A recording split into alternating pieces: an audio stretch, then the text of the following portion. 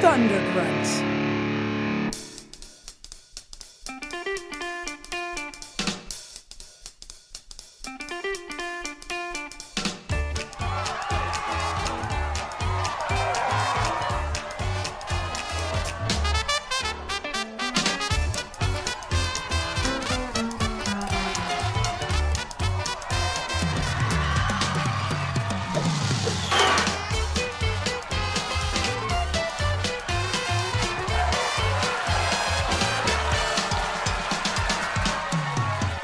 Hey guys, Bob. let's introduce ourselves and say our Twitter handles.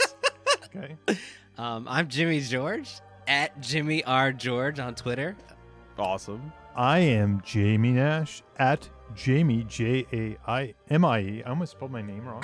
_ Nash. And I'm Bob Rose at Thundergrunt Bob. I thought we should do that every now and then, just let people know where to find us. Yeah, where to find us. Yeah, if you listen to this, you can yell at us. My there. home address is. Right. So it's a big one, guys. We're gonna talk about the little think piece called Avengers Endgame. In the Endgame now. And the Endgame, right? This is a sequel to our previous podcast. I know, it's weird. Avengers Infinity War. Yeah, We're we've been missing doing- Ultron. Right. We've done them all. I'd be down to do Ultron. Hey, man. I wouldn't. I know he wouldn't, but I would because I actually think it's a really interesting discussion. But we don't have to, Jamie. Don't It's worry. okay, Jamie. But we're going to talk about pretty much the biggest movie, I would say, ever. Yeah. I don't think that you could even argue any movie's ever been bigger than this, right? do And you the think, reason Jamie? it's big is Matthew Jamie. Broderick Godzilla. Yeah, that's right. Size doesn't matter. Right. So, Jamie, how big right now, as of what are we, a weekend? Mm-hmm. Or week? Yeah. Weekend. How big are we at? It has taken all the money. All the monies. I don't even know how to read these numbers. I'm They're on, so big. I'm on, I don't. like the edge of my seat. They're sigils. They're not even numbers. They're so high. Yeah, exactly. I don't even know what the number after. Yeah, I didn't graduate to this number in school. No, it's 1,764,000,000 and then some random change. Wow. So, So- once again, much like 7 days in. 7 days in, Closing I mean, in on the 2 billion territory. Isn't it funny that we're part of this too? That a movie that has won that hard, they're the ones that people give the most opinions on. When Yeah. really, Yeah. it already won. Yeah. Opinions don't even matter. doesn't matter. anymore. Everything we say on this show it doesn't They matter. won. It won. It worked, and it doesn't matter. Based on that money, who's left to spoil this movie for? There is nobody That's left. true. They've all Like, paid for it. Good point. Tribes in Yeah, the jungle but or they something. Don't, they don't have, Twitter. Well, I don't know. They don't Maybe care do. to They don't spoil care. it. So right. Yeah. I've talked to a bunch of people who haven't seen it yet who they're like, don't tell me. They'll probably never Right. see it. They're just. That's yeah. If they didn't see it yet, they probably don't care. That's true. Yeah. Enough to see it in the theater. Yeah. Just in comparison, though, so it's not at the 2 billion mark. Avatar is about still $2 billion ahead of it. Isn't that insane? Yeah, Maybe we should do an Avatar episode at some point. yeah. Jesus. And the crazy, When the next one comes out, we can read I would totally do for the first Avatar. the yeah. crazy thing about Avatar, not that to make this Avatar-esque, but its foreign take was $2 billion. So that's where Whoa. most of the money came from. I mean, because it it's may- really not something that's beloved here. I think that's the Yeah. conversation on Maybe Avatar. it's easier for all cultures to align to it since it's all avatars. It was like Yeah. Warcraft. Mhm. Yeah, It made like 500 million Warcraft. in China, Yeah. and No. it didn't speak to the audiences here. It But did- There's there, no specific It culture. did make it's 760 referencing- million here, so it's not like I'm sure it was the #1 movie and the #1 movie even maybe domestically at the time in the U.S. at the time. without a franchise too. There's no lead up. It Yeah. just is a movie. James Cameron and James his Cameron, fancy man. new stuff. Right. Yeah. But this is a podcast about Avengers Endgame. Endgame, not Avatar. Well, James Cameron almost did a Spider-Man movie, so Well, he kind of That's right. trashed these movies like 6 months ago. Yeah. He right now he's probably mad a little bit that it might. Dude. Yeah.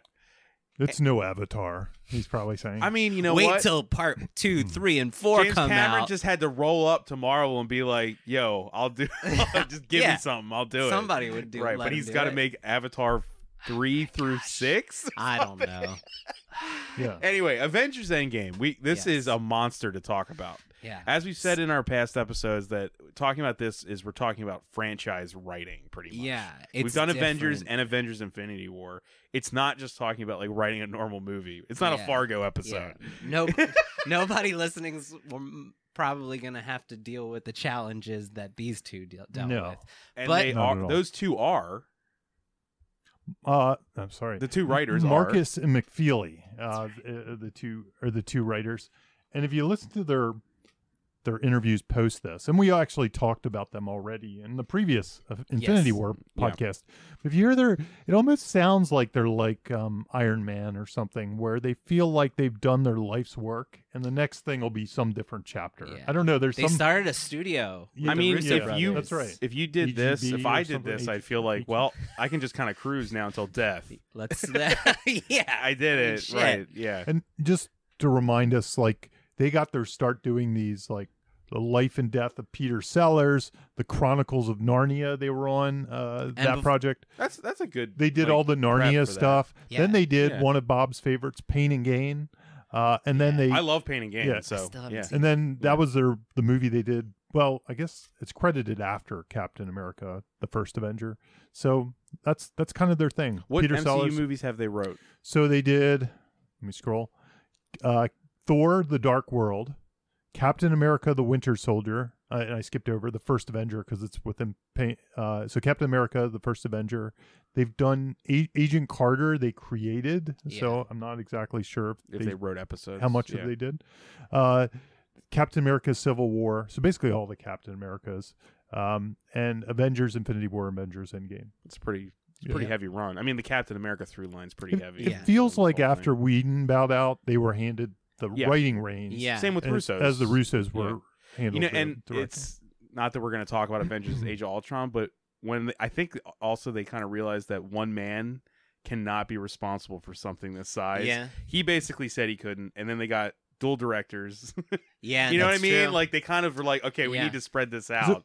So one thing I did want to mention about the writing of this movie Mhm. is I read a lot of interviews with them. Excuse me. I read a lot of interviews with them, and they wrote this movie before Captain Marvel Yeah. had been made or written. Yes, and I think So- it shows. Yeah, they had Yeah, no it does. idea. Yeah. They had no idea what that movie was even Yeah. really going to be at the time they wrote that. You know, they had ideas. they got like an outline of what she can do. Yeah. Yeah. and that's like all they did. So Yeah. it goes back that far. And they said, I listened to an interview with them last night, and they said they literally handed the material over to the two directors of Captain Marvel and says, okay, this is what she's going to become in 20 years. Work with that. Right, right.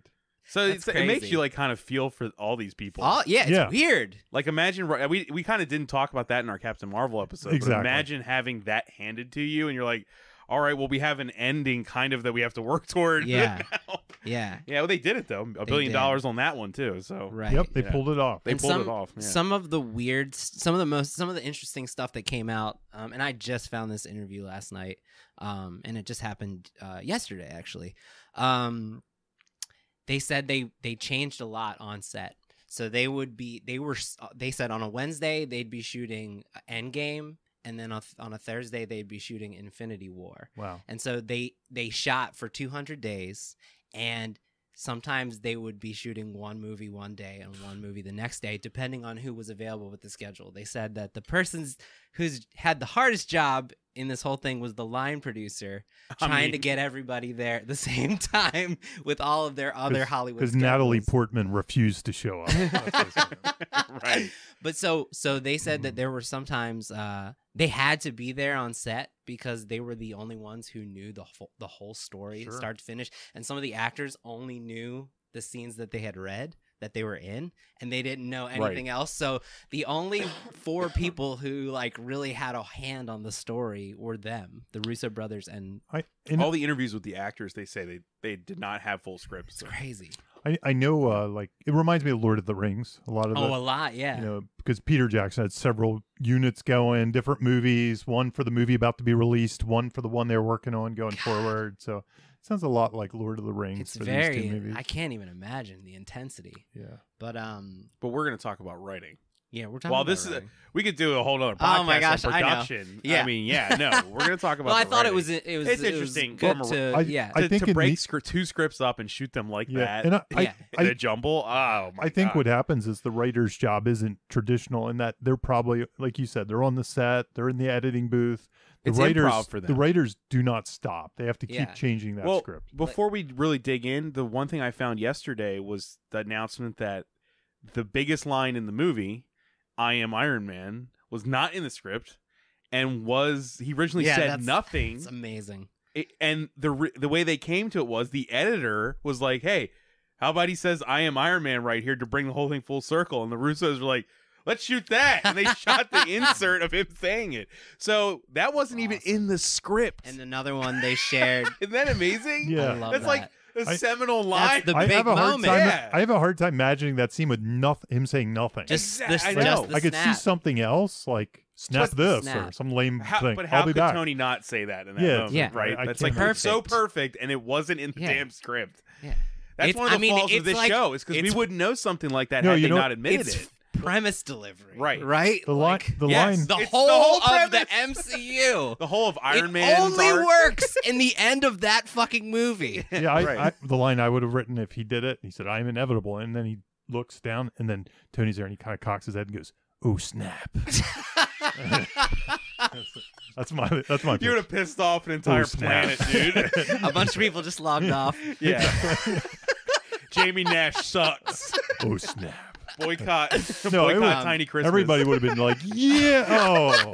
Boycott Right. Tiny Christmas. Okay, I'll save it for the next Nickelodeon movie. Right. Have somebody That's say, awesome. "Oh snap!" Oh, with snap. Infinity Gauntlet. So another one that I learned about last night through the interview was they had this big when I can't remember the name of the villain who has Doctor Strange with the needles in his face. What the name of that villain is? I actually don't remember. Pinhead, I believe. Hannibal Lecter.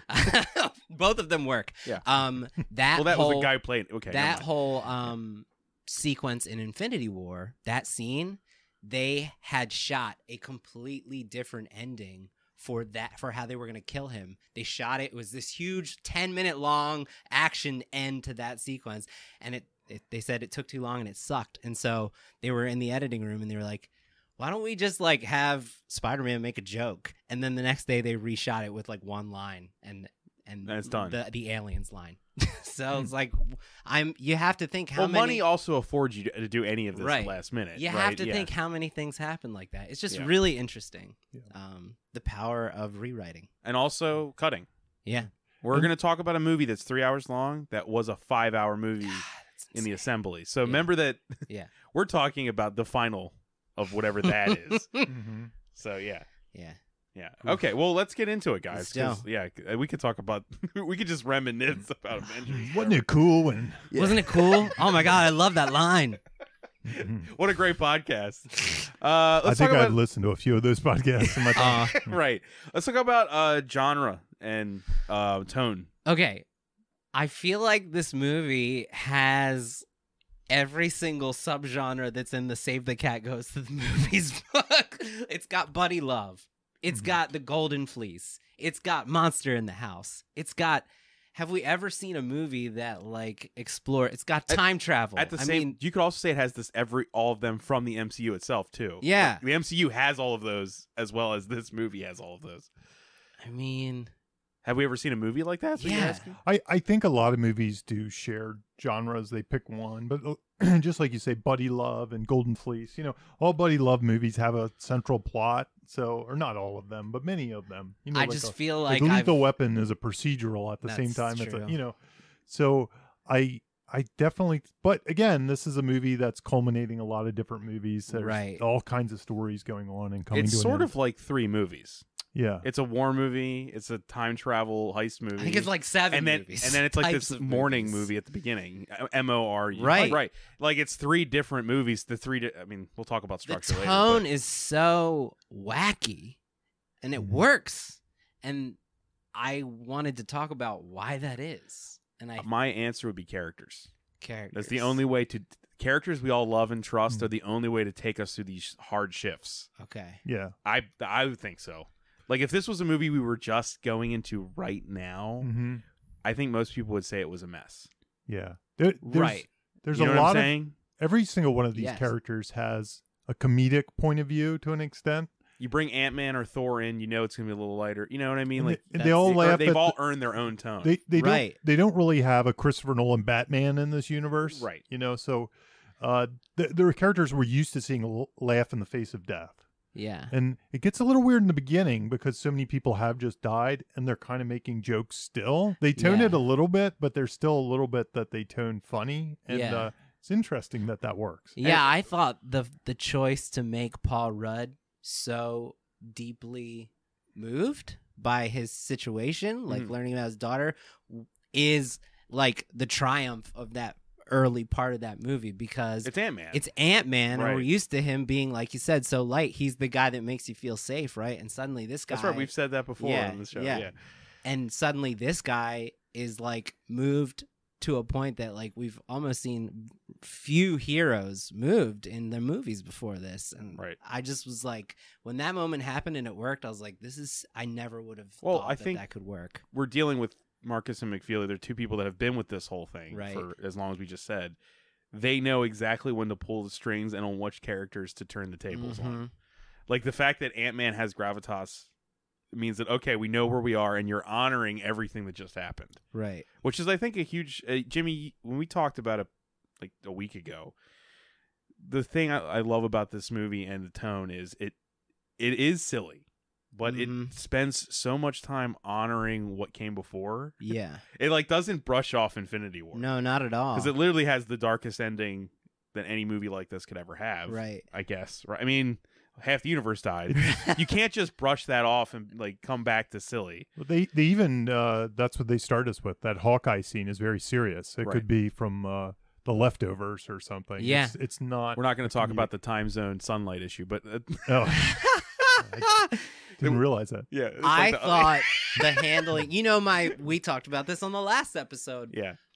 I had my issues with the fact that the stakes, whether the stakes matter, and we talked about this, because of the last That was your movie, like original That was MCU my- complaint right? from day one, dude. And I felt like spending 10 minutes at the opening of the next movie, showing them all mourning and the fallout of that, and taking it as serious as it could possibly be for each of the characters. I mean, Natasha's just weeping.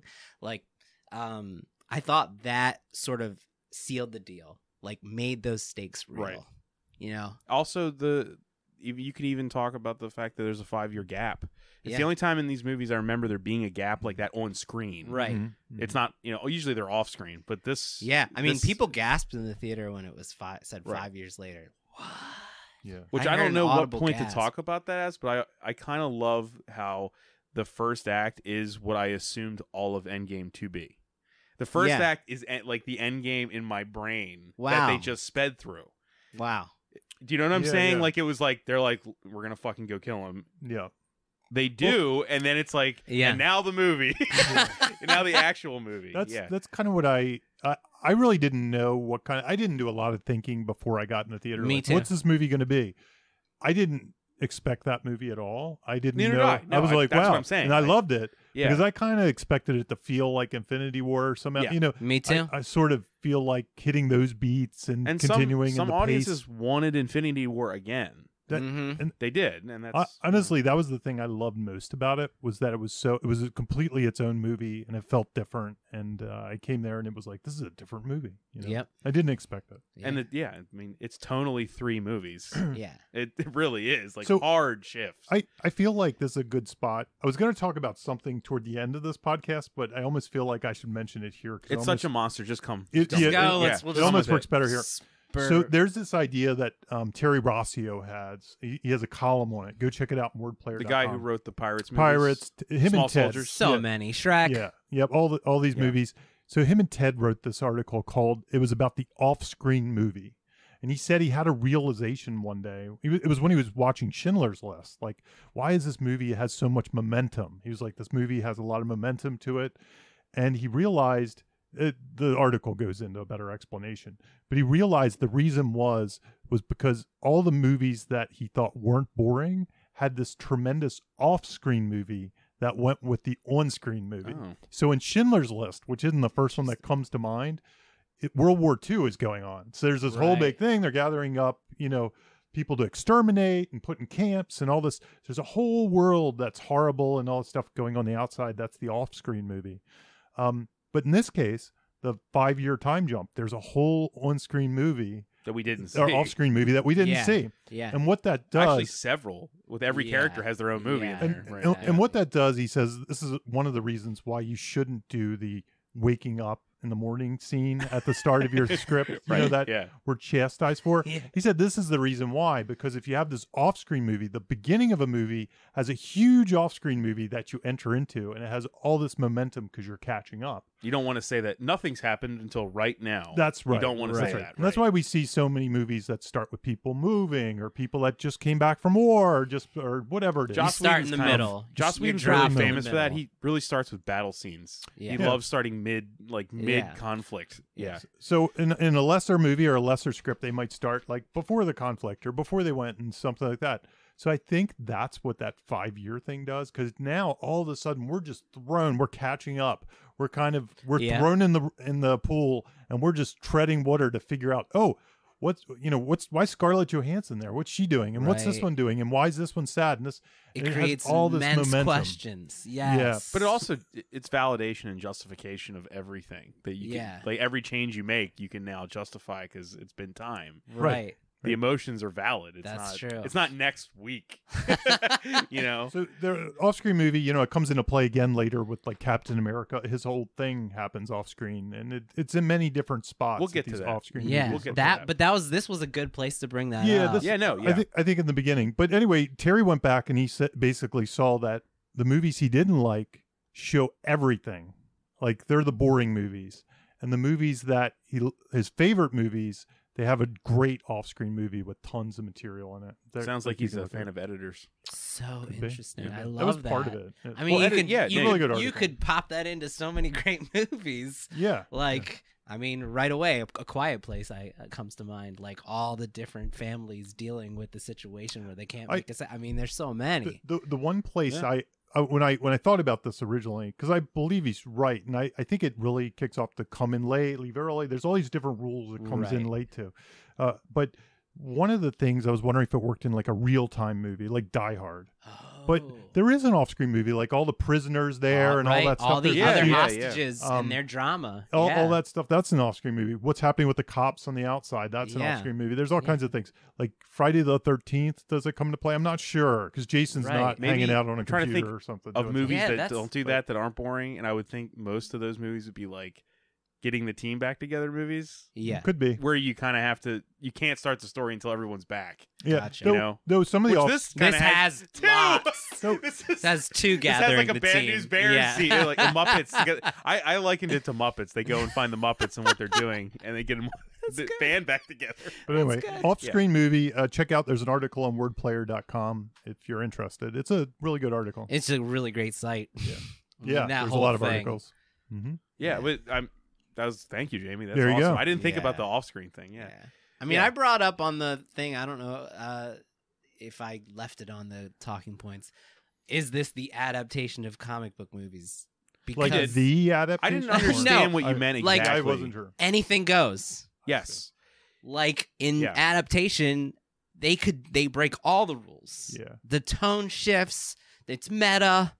There's, it's like everything they do kind of breaks Kitchen your sink. traditional. It's literally- yes, and it works. It's like they've taken pieces from each of these individual movies, like tones and Mhm. all kinds of different things, like you say, meta stuff, and they're able to use all of it now because they've set it all up in all Right. the individual movies. And we're ready to digest it all. Yeah. I think you answered it perfectly by the characters each have their own tone, and when that character is front Right. and center, we're used to that tone with that character. We're used to Rocket Raccoon being a certain way. We're used to Paul Rudd. Yeah, I call him Paul Rudd, not Ant-Man. Not Ant-Man. I think it took a long time. This is a very sophisticated movie. It's earned. Yeah. It's not like it's not earned. And I think it's taken 50, 60, 100 years to get to this point Yeah. where we can use all these things because the audience has been educated along the way. You know, Right. Yes. it Yeah. took the first Christopher Reeve movie. It took, Batman, Tim Burton Batman. It took Tim Burton Nolan. It took Deadpool. It took all these things and not to mention comic Which, books and stuff together. if anyone's listening to this, you got to read Jamie's blog about this movie. Yeah. Because I think what you're saying that's right there is basically, that's it in a nutshell. When pop culture snowballed to this moment we're all experiencing right now, which Yeah. is Endgame. Yeah. It's like not even just the MCU. the mainstream audience can watch this now. Yeah. And I think they slowly were, this is the kind of thing you would have been beat up in high school for Yep. back when I was Absolutely. a kid. Yep. But but now everyone gets it. Yeah. Yes. They understand it. Like you said, the culmination of pop culture. It really Well, is. Yeah. this is not a writing thing, but I did read a review that said the ending is like the best. The ending battle is the best splash page Yeah. that's Yeah. ever been put to screen. Yeah. But I think And I that's was like- writing. and- That's the demands of the Well, no, premise. that is writing, but I was also like, man, it's so weird to hear like splash page, even the term splash page, Right. in a national review. Like Yeah. people understand what that means. Comics are mainstream. Pop Yeah. is mainstream. This is a slow crawl up into this moment. It's Yeah. like, wow, Yeah. And we different world, man. We've Yeah. seen movies that have done, like Lord of the Rings did it. Probably Star Wars did it, but there were a couple shots in the end of that looked like somebody painted them and then they reverse engineered the painting. Right. That's what Right, it looked yeah. like. Or there was a comic book image in Avengers issue, Right. Ultimates issue, blah blah blah, and they wanted to recreate it.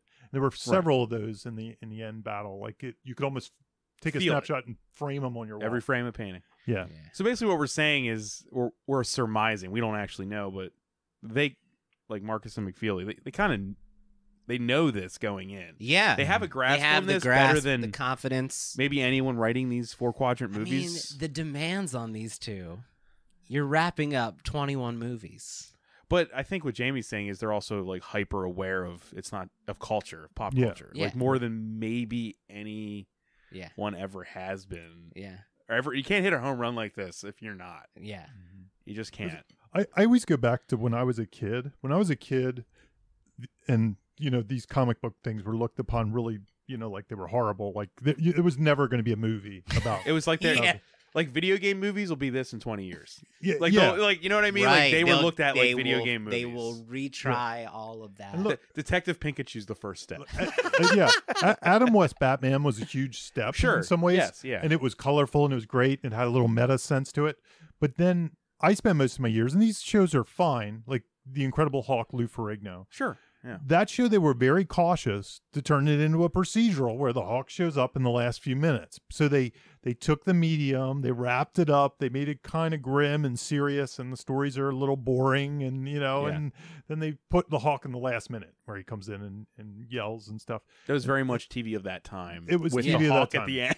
Yeah. Right. Exactly. They Yeah. had to do it that way. They had to give you these slow bites. But now we're to the point where it's like, nope, we can give No, you the full the Hawk's thing. on screen the whole time, and he can Yep. talk. Yeah. Right. Yeah, we earned it. Right. Yeah. And he can be, he can be a professor and smart and nice, and he's not turn. Yeah. It's like, woo, Even though mind's blown. that's from the source material too. Yeah. from Yeah. the source material, but they they do it in their own way. probably blows a lot of audience members' minds because they have no idea that that's real. that Yeah. happens. That can Yeah. happen. Or, Yeah. What? Well, yeah. So they've earned this tone, and they know they can play Mhm. with it. It works. absolutely. You know. Yeah. The there we tonal go. scale is irrelevant here. Now the question is, has that tone been earned to the point where other writers can now go into a script and say, "Hey, this is like Avengers style"? No. No, because you can't just jump in And to that's- another movie without. This franchise has earned it. Mm-hmm. Thus, the fact that they're aware of pop culture too and have this franchise is their benefit. You know what I'm saying? It like somebody Yeah. else that goes into another movie.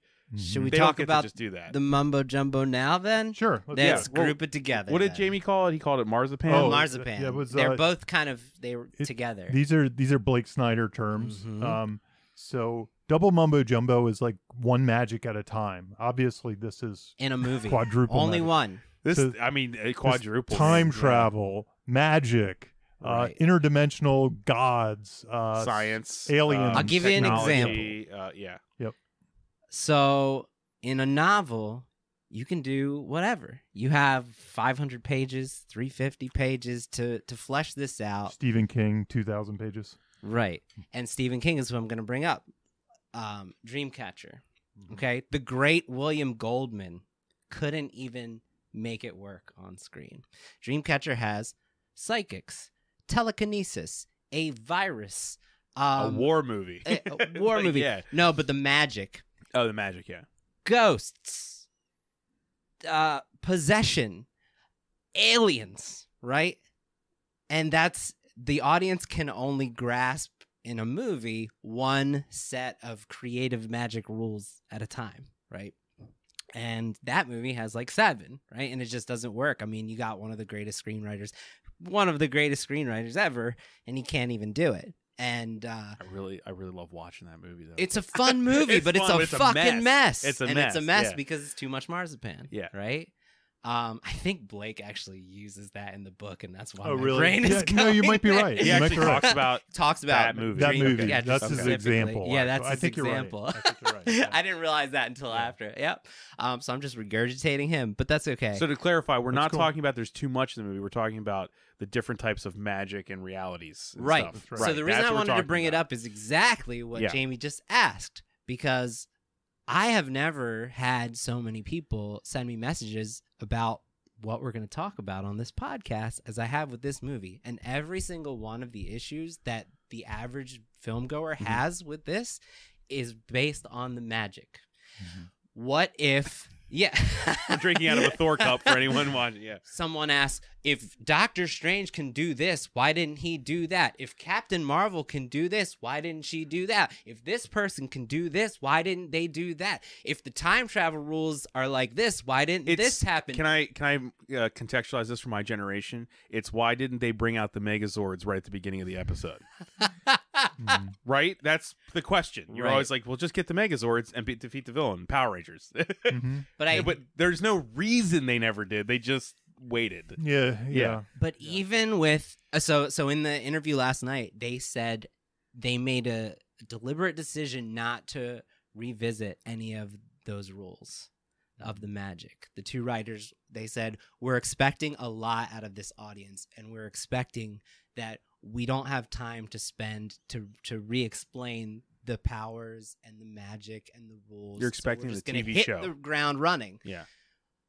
I think it's really instructive to notice that even after 21 movies and a dedicated fan base, people are still confused by the magic of these various characters. Like, even after all that we've experienced, you get into this movie and you go, well, in the end of Guardians of the Galaxy, everybody's handling the Infinity Stones because supposedly you can't touch it, but now we have like 5 different characters holding the Infinity Stones. I'm so confused. That's like 2 people asked me that question. I thought you couldn't touch the Infinity Stones, blah, blah, blah.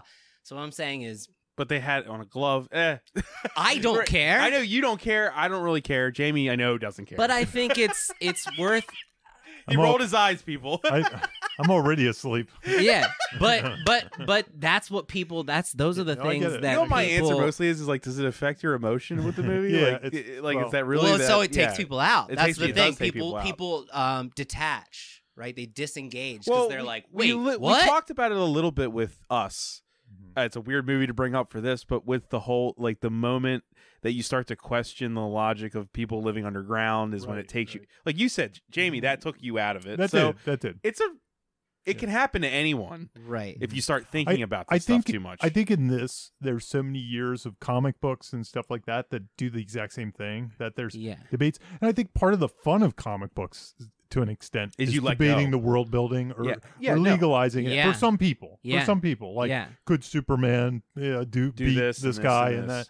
Some of that's the fun. People actually enjoy, like The debate? pretending the world's real and then becoming a lawyer about it. Who can pick up Thor's hammer? How does Yeah. it work? Why does Right, it work? Yeah. right, Why can they do it and right. why It's can't sort they? of the Dungeons and That's- Dragons of it all. Like, oh, So- what so can the a reason- You're lawyer do? saying that they threw that kind of out the window and they were like, we know it's coming. We're just going to go and do our thing. And I'm saying as a lesson to take out of it, if you write a script with 22 different kinds of magic, remember in Infinity War and Endgame, and that after 21 movies, people were confused by Yeah. even our most famous heroes. And Are their you just basically powers. saying that you can't win?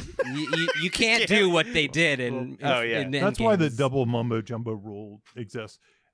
The only time here, I'll give the one exception to it, and I think this movie is kind of the exception. like in fantasy movies, because we already expect dragons, magic, genre blah blah already blah to explains it. work. The genre It's already explains there. It's already within the genre, and I think superheroes kind of is like that Yep. as well. Superheroes kind of fit to magic. Yep. Yeah, It's just magic. it's if somebody shows up with magic, it's okay. But look, even Jon Favreau back in the day doubted Thor could exist in his Iron Man universe because Right. it's double mumbo jumbo. He complained about it 'Cause he understood. you know, and Yeah. they had to build it one piece at a time. Right. They had to build it over all these movies. If you go and try to build it in your 100-page script, It's not going to work. God help you. No, it's not going to Thor work. help And, you. and I mean, so really, I this is a 22 movie long movie. It is. It's, so yeah, I mean, I'm so- trying, but I'm trying to bring instructive things out of this Right, mega no, I know, blockbuster, yeah. and that I think is a really the fact that people can't get it straight. 21 movies in, I'm saying the audience members, the core audience members who are excited, still get lost. I think it's really instructive for someone who wants to throw 20 different kinds of magic into their Now, movie. I won't spoil it at all, but Game of Thrones, the first season, did a really good job of slowly introducing the more fantasy-oriented pieces of it. Now, it actually opens with the scene with one, but then it takes almost the whole season before it gets to like, there. Yeah. you know, where it's going. I was gonna say, kind of to what you said, Jamie. The one thing Took I've its seen, time. the one pop culture thing I've seen referenced a million times since this movie came out is the new Doctor Who, because the timey-wimey. Yeah, timey-wimey. Because I'm not familiar. the new Doctor Who just explained away the time travel magic of time travel by just him going, "It's timey-wimey stuff. Don't worry about it." Yeah, and that's a meme. Timey-wimey, wibbly-wobbly. He's Yeah. just they just don't even bother with it. They're just like, it's the story. Just go with it. Just go with it. And that's Yeah. what this movie says. Just go with it. But it has 21 movies to back up its Right. its rules. So the lesson is, You can't do 90 it. pages you can't earn with this. That's the You lesson. can't do it. Wait till you'll get hired on the I next feel like that's Avengers gonna be the movie. lesson in most of I'm these telling cases. you, I see. I will get a horror script, and you say the genre absolves it of this, but not really. I will get a horror script, and it just like the Dreamcatcher example. It's got ghosts, it's got demons, it's got this, it's got that, it's got like everything in the genre Is it dictionary. meta? Is it like Cabin in the No, Woods? and it'll be like, Okay. and it's like, but you can't. There's only 100 pages. Like the audience can only connect with your specific demon in your specific Yeah. story. You can't throw ghosts and all this other stuff in there. The Dark Tower, you know, we're talking Stephen King, and kind of does it, and it invents new stuff. But again, it's a book. It's beholden to a It's universe that exists out It's there, a fantasy, and it only it's works a dark fantasy. right? Exactly. Well, So- writing within the rules of your own universe is pretty important, and that's what we're talking. That's the key. That's the That's thing. what it People is. are Yeah. arguing, and we're saying that this has earned. This has got like a pantheon of stuff that they can always go. Well, they There's- can point to it. Yeah. There's a legitimate Wikipedia that you can look up. Right. I'm saying Oh, it's always, earned, yeah. and even after it's earned, people are confused. right. That's what I'm saying. I'm saying it's still confusing to many people who have seen all those movies. And I wouldn't even say it's the fault of the writers here. No, not at all. Yeah, that's It's just it's a product of what they're trying to do, which is put the whole of MCU into one story. Anyway, And I we're thought calling it was that marzipan. Is that the term? double it mumbo used? jumbo. I can't remember. I didn't know why you used the I think marzipan. too much thing, but- marzipan is like a different thing, but It's I not. can't It's remember a. what It's it is. a. It's a consequence Okay. of the double mumbo Gotcha. jumbo. It's, yeah. These are Anyway. terms. I'm Double just- mumbo these- jumbo. For anyone These- listening, I'm yeah. making sure they These understand are these are save terms. the cat terms. Save the but cat turns, but yeah. it's really easy to follow and it really. basically just means don't do two magics. Yeah, don't do two magics. So if they're two magic So this systems, movie has Right. 20 don't do aliens magics. and Harry Potter. Exactly in one movie. If you have a werewolf, Wizards and don't add a aliens. ghost. That's right. Save it for a book. Right, because then you have Do it time. in a novel. Unless you you're can. doing Monster Squad. Yeah. Well, yeah. That the premise. Like I said, I feel like Monster Squad's a I meta don't mean movie to though. reopen it. That was too. But no, but that is a Come meta on, movies Jamie. Don't like what you're saying also, Jimmy, too, is like I feel like this is a meta movie, so it also earns it in that. right. Yeah. Whereas if we're just trying to make a normal horror movie and you're adding in all the marzipan, Right. that's your problem. If you're not being like winking, if there's no wink, you don't Right. get any more Right. rope. And I To read hang scripts yourself all the with. time where there's no wink. There is something to be said though. You could do. I hate to say this, but you could do science fiction and magic if somehow at the end you tie the two together. That's a different thing. Like Like if it's explained Always in some way. exceptions. Always No. exceptions. Well, if they come from the same DNA somehow, Yeah. like the magic caused. Proceed with caution. Yeah, there are different ways you can make this work. Well, don't you think the MCU kind of did that when they introduced Thor? They kind of Absolutely. were just like, they're aliens and this is all technology. It's not magic, but it looks like magic. You know, they kind of just wrote that, like, magic kind of doesn't exist. Yeah. It's all We're just using the term loosely, magic. Right. That's yeah. Magic Anyway. is stuff we don't understand. exactly. Anyway, let's talk about theme. Okay. What is the theme of this movie? And I have to say, I only watched this movie one time. I'm twice. So Twice. Okay. and I was so absorbed in it, I can't say I totally got the theme for it. Like I have my hints. Like I know if I paid attention more to like the Captain America scene where he was talking to all the people, there's probably a theme in there.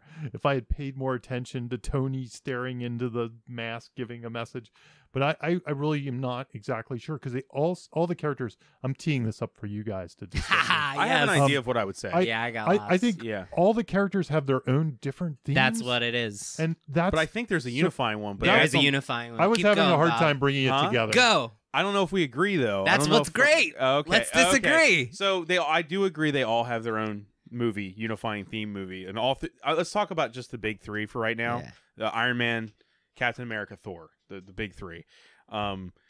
In my opinion, the unifying theme of this movie is self-actualization.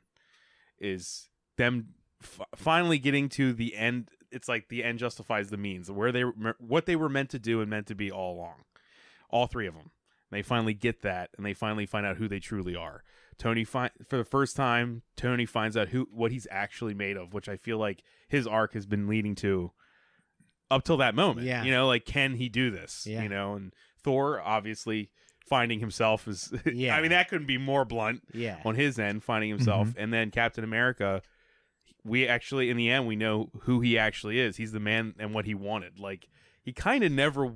He's a good character, but he kind of always wanted to be that man. He becomes the guy who doesn't have superpowers. Yes. So Yes. self-actualization is the theme. That's really good. And in my eyes, if I had to pick one out of that all of I it. didn't have that, but I love that. Okay. And I think we've talked about this before. Mhm. I don't think I do think there's unifying, Mhm. but there's It many. There's many it doesn't things need said. to be Yeah. though. It doesn't need to be No. just one. Yeah. I think it's failure. This movie is about recovering from failure. Yeah. It's about learning to embrace failure, and that it's just exactly the same as The Last Jedi, right? Yeah. The moral premise I would say of this movie is failure leads to progress and growth, and stagnation leads to arrested development. Like, you're just stuck, Mhm. right? If you just fail and you do nothing, then you're just stuck, right? You have to learn. Stasis equals death. Stasis equals death. It's Yeah. as plain as day, right? And I'll give you, Tony says to Steve, I lost the kid. And Steve says, Tony, we lost. Tony says to Rocket, what's wrong with Thor? And Rocket says, he's pissed because he thinks he failed, which of course he did. There's a lot of that going around here, Right. right? Steve Rogers, right before the end of Act 1, when they go into the mission, says, 5 years ago, we lost. All of us. We lost friends. We lost family. We lost ourselves. Today, we have a chance to take it all back. So I think this movie... That line is what made me come to mind. We lost ourselves. Ourselves. It's both. It's both. It's really. both, dude. I think combine me and Jimmy's to one Yeah. unifying theme. Well, over learning that Right. failure will lead to self-actualization. Right. I think some of the minor characters have some pretty big arcs too. Hawkeye, for example. Oh, yeah, You know? definitely. Yeah. I mean, we I can was talk just- about arcs at the same time. There's a lot of marzipan, let's, Jamie. We got. let's friggin' let's just go with the three. Let's bring it together. Let's Yeah. talk about arcs at the same time, because Yeah. the arcs are an expression of theme, right? Mhm, I mean, absolutely. yeah, go for it, Jamie. Well, What do I you mean, got? again, I was having trouble figuring them all out. So I'm listening. Start with Hawkeye. I'm listening to you. But here's one of the places that the reasons in reflection I was having a hard time figuring them out is while it's stasis equals death, there are also some things like where Tony's at is in a weird kind of a healing place. Like he had a kid, he's with Pepper. Yeah. It's almost a place where Captain America wants to be later on. Can I throw something Yeah. at you that I don't know if you guys? To me this spoke, Yeah. but Tony is oddly in the wake of the snap is in maybe you could argue the best place The best place he's ever been. But He has guilt. the reason that it disappoints me that this isn't in this, that the I Am Iron Man isn't in the script, because I think it's so beautiful, because the one thing Tony wasn't after the snap is Iron Man. Right. Yeah. And you know what I'm saying? Like there's a juxtaposition there between the two. Like him dying on that battlefield and saying I am Iron Man is him basically admitting that the guy who he loves his wife and daughter. There's not a question about that. But he's like, that isn't me. You know, this is who I am, and I'm gonna die for it. Like, you know, Yeah. yeah. That's a good call. That's how that read to me. I love that. Yeah, no, because I was like, no matter what, that whole sequence of him living at home and stuff, I don't know if it's on the script and the page, but it feels like a facade. Yeah. Interesting to me. Okay, so for me, and I had this listed in the structure stuff, but we can revisit it then. Yeah, I think that he has moved on. I think the importance. Really? I Okay. think the importance of that scene and going there is he's the lesson, right? He moved on from failure, and the rest of them didn't. I disagree And- only and- because and of I'll- Pepper and what she said on the couch. But I want to hear what you said on the couch, but But finish yeah, up. So- go ahead. Sorry, James. I'm the judge here. because that It's 'cause- Heredity so- all over again. Well, because I was thinking about Yeah. because I was thinking about except we're both talking about how much we love it. Yeah, I know. It's irrelevant. Who loves it more? who loves it June, more? Bob. Because in that scene, everyone else is saying to him, "Where's the line?" But it's that When they Ant-Man visit him, line. He's yeah. like, "Okay, good for you. You got a daughter, you got a wife, you got a life that you love, but Yeah. none of the rest of us do, and neither does the rest of the world, dude.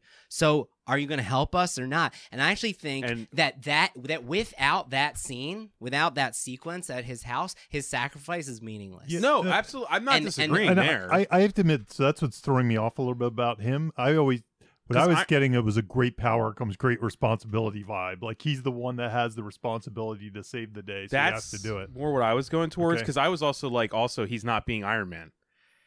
You know what I mean? Like that's what Right. Ant-Man's saying. Like you're not gonna be yourself here. You're gonna actually like let this just keep going. You know, go ahead. Gotcha. Sorry. No, Yeah, that's yeah, I don't all. wanna keep- Because yeah. I was racking my brain. I was like, I mean, he's kind of been selfless in many movies, you know, but here we kind of reboot and we give him a reason to choose to be selfless again. and guilt. You know? I think Guilt. Iron Man's Yeah, arc in the definitely. MCU is also heavy guilt. I Heavy mean, guilt. Ultron was his fault. Yeah. You know, like, Yeah. and he's also a warmonger at the beginning. I mean, you could argue a lot of stuff about him. Yeah. There's a You know? there's a great article out there. I can't Yeah. remember her last name. Her name's Amelia. She writes for Birth Movies Death that Tony is the villain of the MCU. Yeah. In that he causes all the suffering for all the people Yeah. ultimately. And I think there's something to be argued for that. It's a great article. But I wouldn't call him the villain because he doesn't, well, he's like unaware of it. Unintentional villain. Unintentional, Absolutely. right. Yeah, unintentional. So, but Ja- anyway, Jimmy, so- the reason I would only disagree is because of the scene on the couch in front of the fireplace. Is because Pepper says, you know, when he discovers time travel in that great little tiny Love moment, and he go like that's Shit. the moment where I would disagree with you, because the spark is still he hasn't moved on there. the spark is obviously boiling underneath, Yeah. and he has pushed it down. Yeah. That's what's so great about that little moment, because he's almost excited again, and then he has to ask permission from his current life, Yeah. which is Pepper, Yeah. to be like, "Are you gonna can I be Iron Man again?" That's a good point. He wants to do it because he knows that there's an answer, and he has Yeah. to. He can't stay away, and the truth is that he is Iron Man. Right. This cabin thing, it's fine. right. Like, it's not me. And they punctuate that with the line, "What's new in composting?" right. Like, this is what I have to look forward to. Articles about composting. Hey, talking about this makes me feel like it's so much more nuanced than I even thought. Man. Okay, so what is Tony's arc then? Since we're talking about Tony and we're talking about theme and we're talking about Well, I mean, we arcs. just said, Yeah. that's his arc. Is Yeah. he figures out who he really is, even when he's given everything he thought he wanted. Yeah. And it he's turns Iron out he Man. was actually already Yeah. Iron Man. Yeah. If you look at it from the scope of all the movies, there's probably a way to find a bigger arc, which is probably more. I'm sure they took that into account yeah, too, right? Yeah, it's probably more about. And this is just me shooting from the hip. riffing. Yeah, there's probably something to be said about you know how in Civil War and Ultron and stuff, he wanted to control everything. He wanted to almost be like a dictator, and now he's kind of more of a team player. Yeah. And this is a team movie, so it's probably this is the final time where they really did work as a team, and they didn't have any cross talk or debate and stuff. Yeah. So this is almost the end of that arc, where this is the movie they're going to work as a team. Yeah.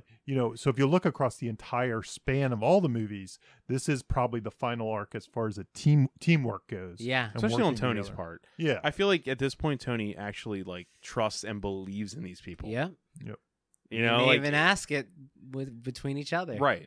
There's a trust there now. Yeah. They've earned it. Yeah. So And that's a big step for Tony. Yeah, So, definitely. in character arcs, there's always this idea that trying it the wrong way up to the midpoint, and now they tried a new way. And you could almost look at like up to Civil War, maybe trying the wrong way, and maybe these movies are trying a different way, or Right. trying to do it, and then finally succeeding in this new way of teamwork or whatever, or Yeah. compromise or whatever it is. Yeah. You know, I guess in Civil War you could argue that his actions were Tony Stark, not Iron Man. yeah. They for were all sure. based around personal stuff that had nothing to do with his persona. That had to do with his life, and it drove everything. It made everything chaos. So That's good, Bob. yeah. Bob's on fire.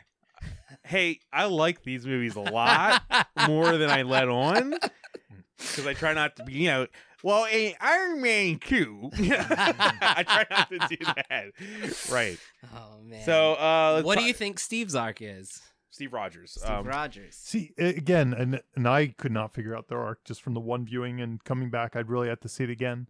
But he's another one that's really interesting to me because he gives it all up in the end, essentially. Yeah. So he arcs to a point where he's ready. It's an interesting And thing with his ending too. I but don't know if that's his arc or if Yeah. that's just like the Should we end talk of- about the ending now with his arc? We can Fuck it, skip let's around. do it. I feel like it's so important Yeah. to his arc. You know Yeah. what? It reminded me of the end of Lord of the Rings when they all earn their, the rest of their lives. Like to Yeah. me, that's almost what it felt like. And I don't know if that's his arc It's- or if it's he arced before that, and then that's just the epilogue It's- that he gets the reward. Jamie, what you just said, it's weird to me that people have come around. I've seen a lot of criticism of the arc saying that like Steve Rogers, they view it as him going back in time and then ignoring all the suffering. And I'm like, Right. that's really odd. Number one, that's not how the time travel works. No, That is exactly. not how that time travel works. I don't want to get, we're not getting into that, right? No, we're not. We're not. We're not. But It's not worth it. Right. His actions there are not ignoring anyone suffering because there is a Captain America actually active in the timeline that he was in. That's right. So he's not ignoring anything. Yeah. He's already doing it. Right. What we're watching is we're basically watching him quit. Mhm. Yeah. I could He do this quit all the day. Avengers. For and the- he, And lit- then he stops he doing realized the fault in that statement. Mhm. I could do this all day? No. it. Not I cannot. anymore. I can, and he earned it. Yeah. He earned not doing this all day. Yeah. I was struggling with this. Yeah, it's a hard one. And originally I was like, is it achieves like a spiritual connection? And what I settled on was based on who he became, which is, like you said, self-actualization. Yeah. He's not super anymore, right? So he's vulnerable. So I said his arc is learns to be vulnerable because he could be hurt now. Yeah. Like, right? At some point What do you in mean? that, well, at some point in that, he has to somehow. How did he age? Like, Captain American age. okay, He's just at peak physical human condition. Like, but he was frozen, so that's why he hadn't aged up to that point. Yeah, so he can- he's still 80 super. years he Yeah. can age. He's still super then. He's probably way stronger than any 80-year-old ever could Right, dream to be. right, But he still okay. is physically. So Just because he looks old doesn't mean he doesn't have some. pep Except to for him. Harrison Ford in the next Indiana Jones movie. right, right. But he's still got Okay. serum. because in I him somewhere. because I feel like he's not vulnerable. He's unstoppable. Yeah. And now all of a sudden he's like, I just want to love people and be. I think Captain America more so than the other two are also about how the audience reacts to him. You know, Changes others. we want like He does. the I way- mean, that's ultimately what he does. Captain America is there to the show Forrest the world, Gump arc. to show us Yeah, what he is that guy. he shows us what we should be. Yeah, Captain America has always been that that's character. a good call. And these are two guys that wrote him since arguably the best Yeah. movie in the MCU, which is Winter Soldier. I think that's kind of the Empire Strikes Back Yeah. of this series. Yeah, And he's what shows everyone the ideal, yeah, you know. And the thing is that we know that he's good, and you want Captain America to have what he wants. you know because what? you believe that he's so pure. Right. And he kind Yeah. of strays away from that Yeah. after those devastating events. You know, before Infinity War, he's kind of not being that guy. No, that's the Yeah. genius of the support group scene. And so it comes back. Yeah. But I agree. Like, I hadn't thought of him as a changing other characters. I Even mean, the that's scene- what Marty McFly does too. Marty Right, doesn't right. change. He changes And everybody else. he's certainly like a Superman kind of character where he's Unshakable morals. yeah, Yeah. that's the Right. moral side that's tested as Yeah. opposed They to they changed. oddly wrote like the best Superman movie ever in Captain America. with all of his like movies. Captain America in these movies is what I want my Superman to be. The- Yeah, the- but That's I, awesome. yeah, The thing that threw me, and we kind of said it already, but I was wondering if him retiring was his arc or just the reward for That's the reward. It's reward. Yeah. It's So- obviously reward. So It's not the goal, it's the it also reward. that's what I was trying to say earlier. It comes with the reward of the audience almost. It was like our reward for watching all these movies. because here's Right? here's the tricky part with it is he gets to the point where Tony was at the beginning of the movie. Like, this is what I was struggling with. Like But they're Tony two different. for different reasons. Yeah, like but Tony, they're different humans. they're different humans. Yeah. But Tony kind of had the good life for a little while, and like you said, maybe it's a facade. You can see that really it's there. He wants to be it, but but that's where I was struggling a Well, little bit can I- because he kind of gets to the point where he's like, you know what, Tony I don't was have right. to be Captain America anymore. I'm Well, going to take a break. No, Yeah. guys, if I could really it's Yeah. simple. It's just we learned that he is Iron Man, Yeah. and we learned that inside Steve Captain Rogers is was just never Steve. Captain America. He was always Steve Rogers. Yeah. But his sacrifice to be Captain America and his purity is what makes him all the more powerful. Yeah. The fact that we know that he was only Steve and it's just a title, Yeah. and he knows, and he even gives it away. Yeah. Like, you know what I'm saying? That's really beautiful if you it really is. think about it. Like, he did all that in spite of the fact that it was. Self-actualization. In spite like of you this said. not being me, I'm going to do all of this for all of you.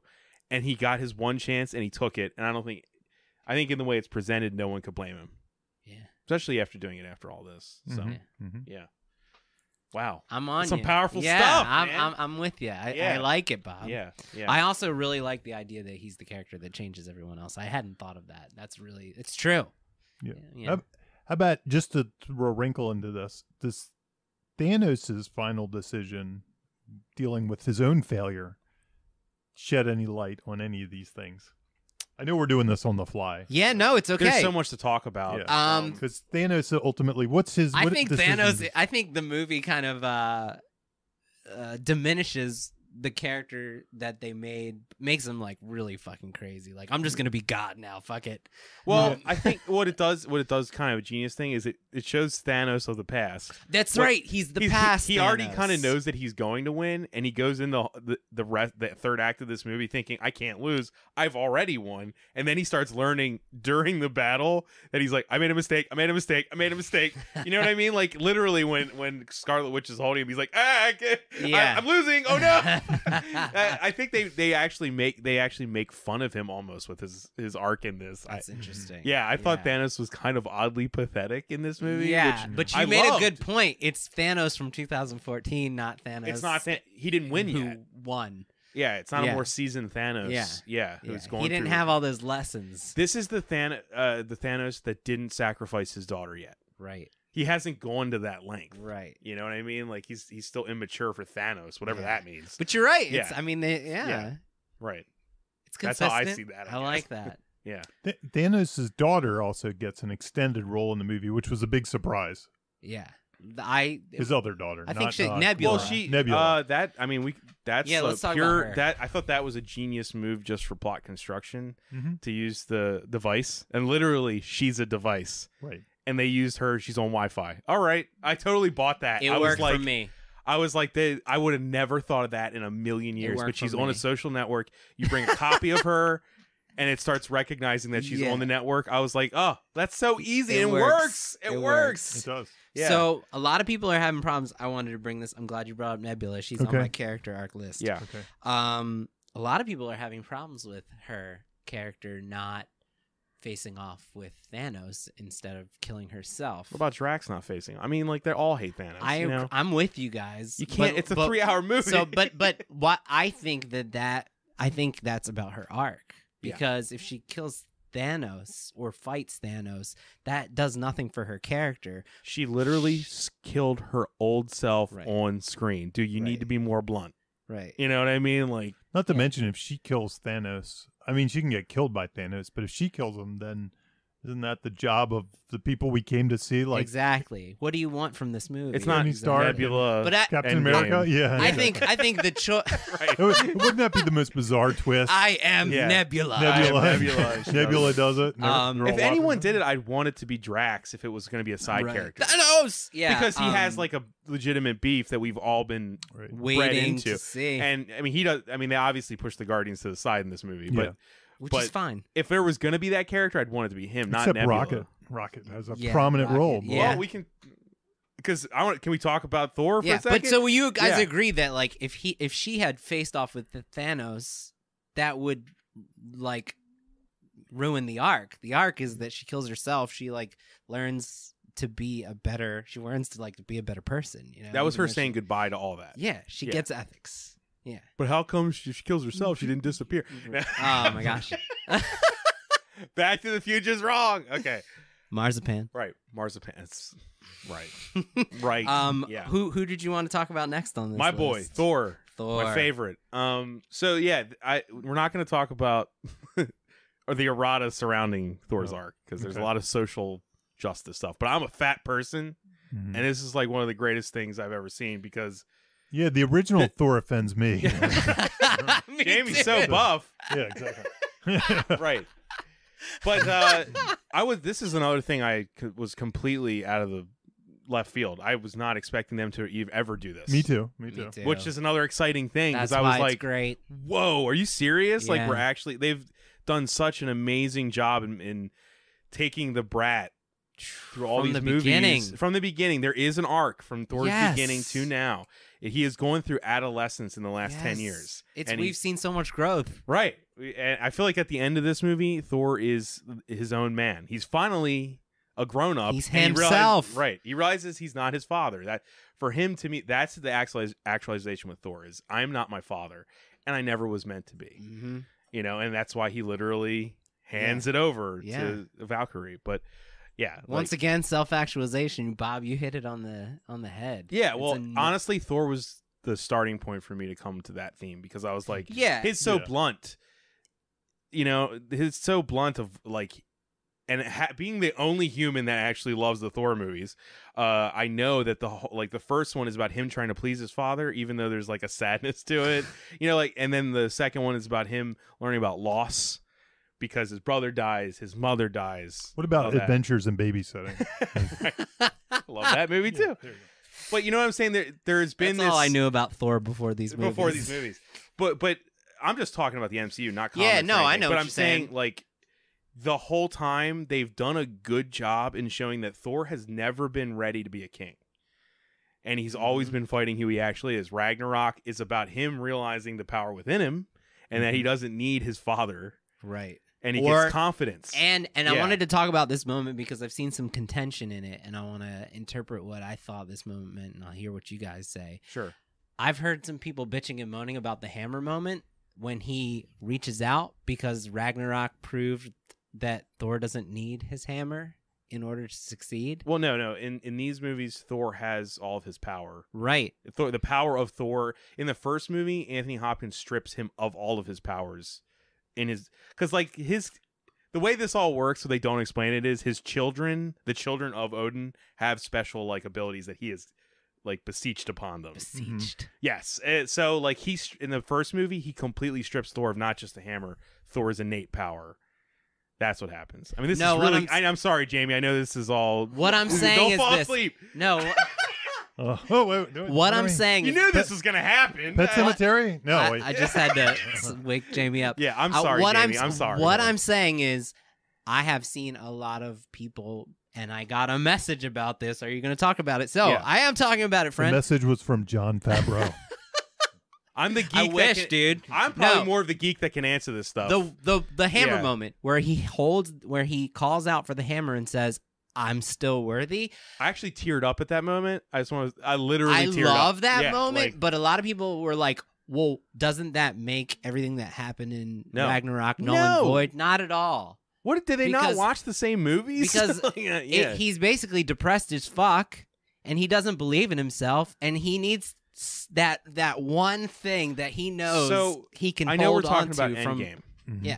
I watched a great video about Infinity War talking about his arc, because if you didn't know this, the Russos and Markus and McFeely viewed Infinity War as Thor's movie, which is why this isn't really Thor's movie. But yeah, his arc's important, but this is not. The last one was obviously Thor's movie, and the whole time the one thing Thor had throughout that whole movie was with his little speech with Rocket, where he still believed after everything he lost that he's going to win. Like, I obviously have to win. I'm the god of thunder. I'm Thor. And what that movie took away from him was his last shred of hope Right. with no support system. Right. Hence why I think that the Endgame arc is absolutely genius, considering that. Right. Like, Thor literally has nothing by the end of Infinity War. Nothing. Yeah. So he turns into a fat guy who's depressed. And it's completely justified by, Yeah. if you look at these as it's like totally justified. Kill Bill Volume 1 and 2, it's a Yeah. big movie. This movie, when we talk Yeah. about the structure, Kill Bill 1 and 2 is exactly what Yes, this it's feels totally like. that. And I think Thor's arc is the proof of that. Like, everything in this movie with Thor is justified by everything in the last movie. Yeah, they shot it together. They wrote it together. I'm with you. I It's- wanted yeah. to bring up why I think the hammer works. I think it's a Well, beautiful that moment, because how do you... It's beautiful. Yeah. Wouldn't... I mean, I was even questioning if he's still worthy now. Like, what is he now? Exactly. Yeah. There's no other way to put an exclamation point visually on that moment. His than that. the very... I really hate... just give me a second. I really hate all the criticism that he's just a running joke in this movie, because he's not. I don't think so either. I think the moment with his mom is... It's when you used all the marzipan to actually do something really beautiful, which is you have that moment where he can actually talk to his dead mother, and she gives him beautiful advices to be who you are. Yeah. Self-actualization. Right. She literally That's the says, be who thematic you are, statement. not who you're supposed The to be. measure of a hero. And then he finds out in that moment that he's also worthy. And so we know that he can go into this battle again as himself. He's got a piece of himself back now. Right. Yeah, I mean, Sorry, I'm really No. for this. Yeah. Thor was one of my favorite things in the movie. Here's a question for you, though. And again, it's a little bit like the Captain America question. The end, when he kind of hands over the reins of, being the king of New Asgard. Yeah. How do you what's your thoughts on that? Well, Like, how does that I've said play it before. Okay. He's not his father. The arc with Thor throughout the entire MCU is that he's not good at ruling Gotcha. or making decisions. Mhm. He is at heart a warrior, and the world has always told him he needs to be a king. And we obviously see that Thor, out of all the Asgardians, is not one to do that. I think through Infinity War and this one, you can kind of see that, but it's better if you know. Mhm. They're playing with the fact that you need to watch all these movies. Yeah. But I loved that as a big fan of this character. I loved him going, this isn't me. Yeah. And Valkyrie is a much better leader. Mm-hmm. You do this. Yeah. This isn't for me. Everyone's dead. I've found who I am again. And I got to go off. I got to go for my eat, pray, love in the sky. Mhm. Yeah. So a lot of people look at it as some kind of betrayal, but I was like, you haven't been watching. Yeah. Because Thor has never been prepared to be a king. The first movie is about him not knowing how to be a king. Mm-hmm. Literally. Like, that's what the movie is about. And the truth is, he was never ready for it. So in some ways, it's similar. Yeah, you said it perfect. Right, yeah. In some ways, it's similar to Captain America, because Captain America has been doing this thing he feels he's obligated to do, but or never he's- meant Yeah, to do He's- forever. He's carrying the shield. Yeah. In this case, They're Thor, all carrying things. Yeah. Yeah. That they have. And, like, Thor's weighing on putting down the crown, so to speak, and Tony's just dying.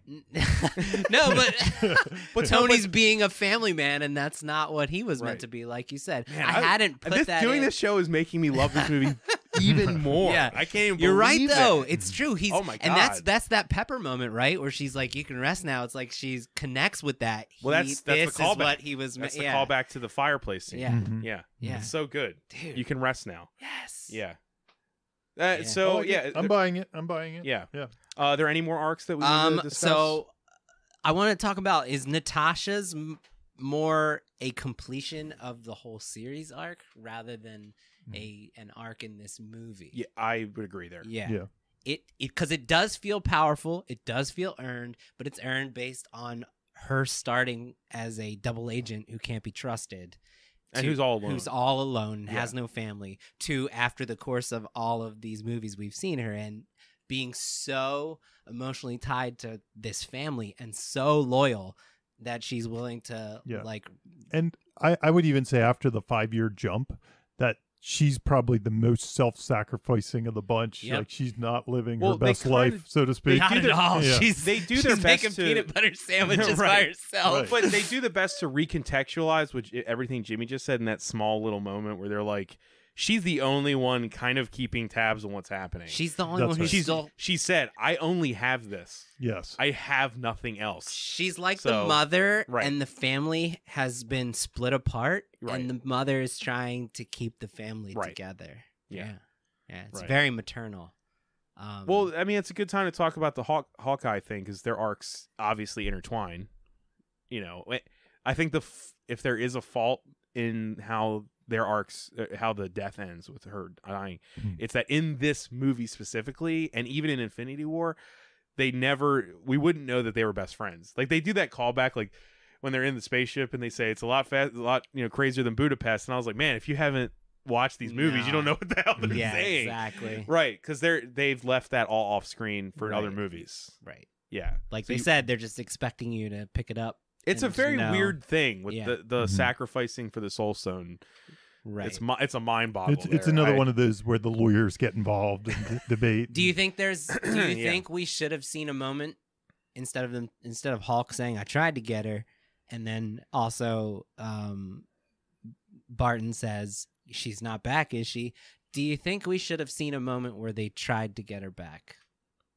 Gone back. Do you I think mean- it would have been more powerful if they went and they You mean at the end? Yeah, if at after some point Thanos was dead? Yeah, Oh. if at some point they went to get her back, like you go from Tony's funeral to Because they do that From- with Gamora, essentially. They kind of hint They at that a kinda- little bit. I'm saying, We don't know I'm yet. asking. Yeah. I'm playing devil's I'm advocate saying here to because that was Jimmy, a I'd say to you question it's I a was structural issue because like right. the mission's over. I'm with you. You can't just jump back into the movie like that. You're fine with because I'm fine with them just saying we tried. It's one of those off-screen movies. Mhm. Off-screen movie. There's a lot of off-screen movies in this movie, but they work. Yep. I'm with Well, you. we'll see them all on Disney Plus in a year. Yeah. I think all these off-screen movies. Jimmy, you were a critic a while back about the same thing I think we're talking about, which is that is death like permanent? Does it have weight? Right.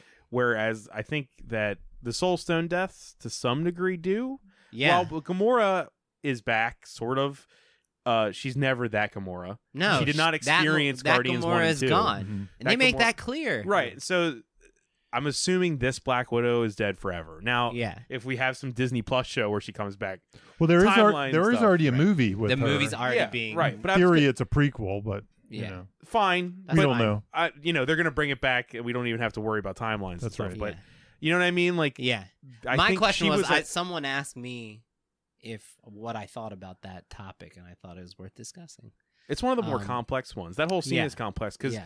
I even when I was watching, I was like, are they gonna write it so that Hawkeye like he kills himself for being essentially turning into the Punisher? You know, like there's Yep. that guilt Yep. arc with like, what did I do?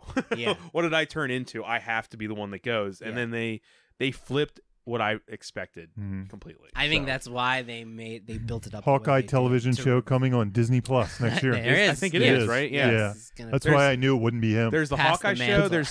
There's Sam and Bucky, and Yeah, a Loki Loki. show, and then Right. there's the Black Widow movie. Right. Hawk rumored. There's a Yeah. Hawk show rumored. And Hawk and She-Hulk is supposed to. Is be. that what it is? Yeah, they said She-Hulk might A be. buddy in it. movie. A TV show. buddy show. Well, let's talk about Hawk love for a story. second.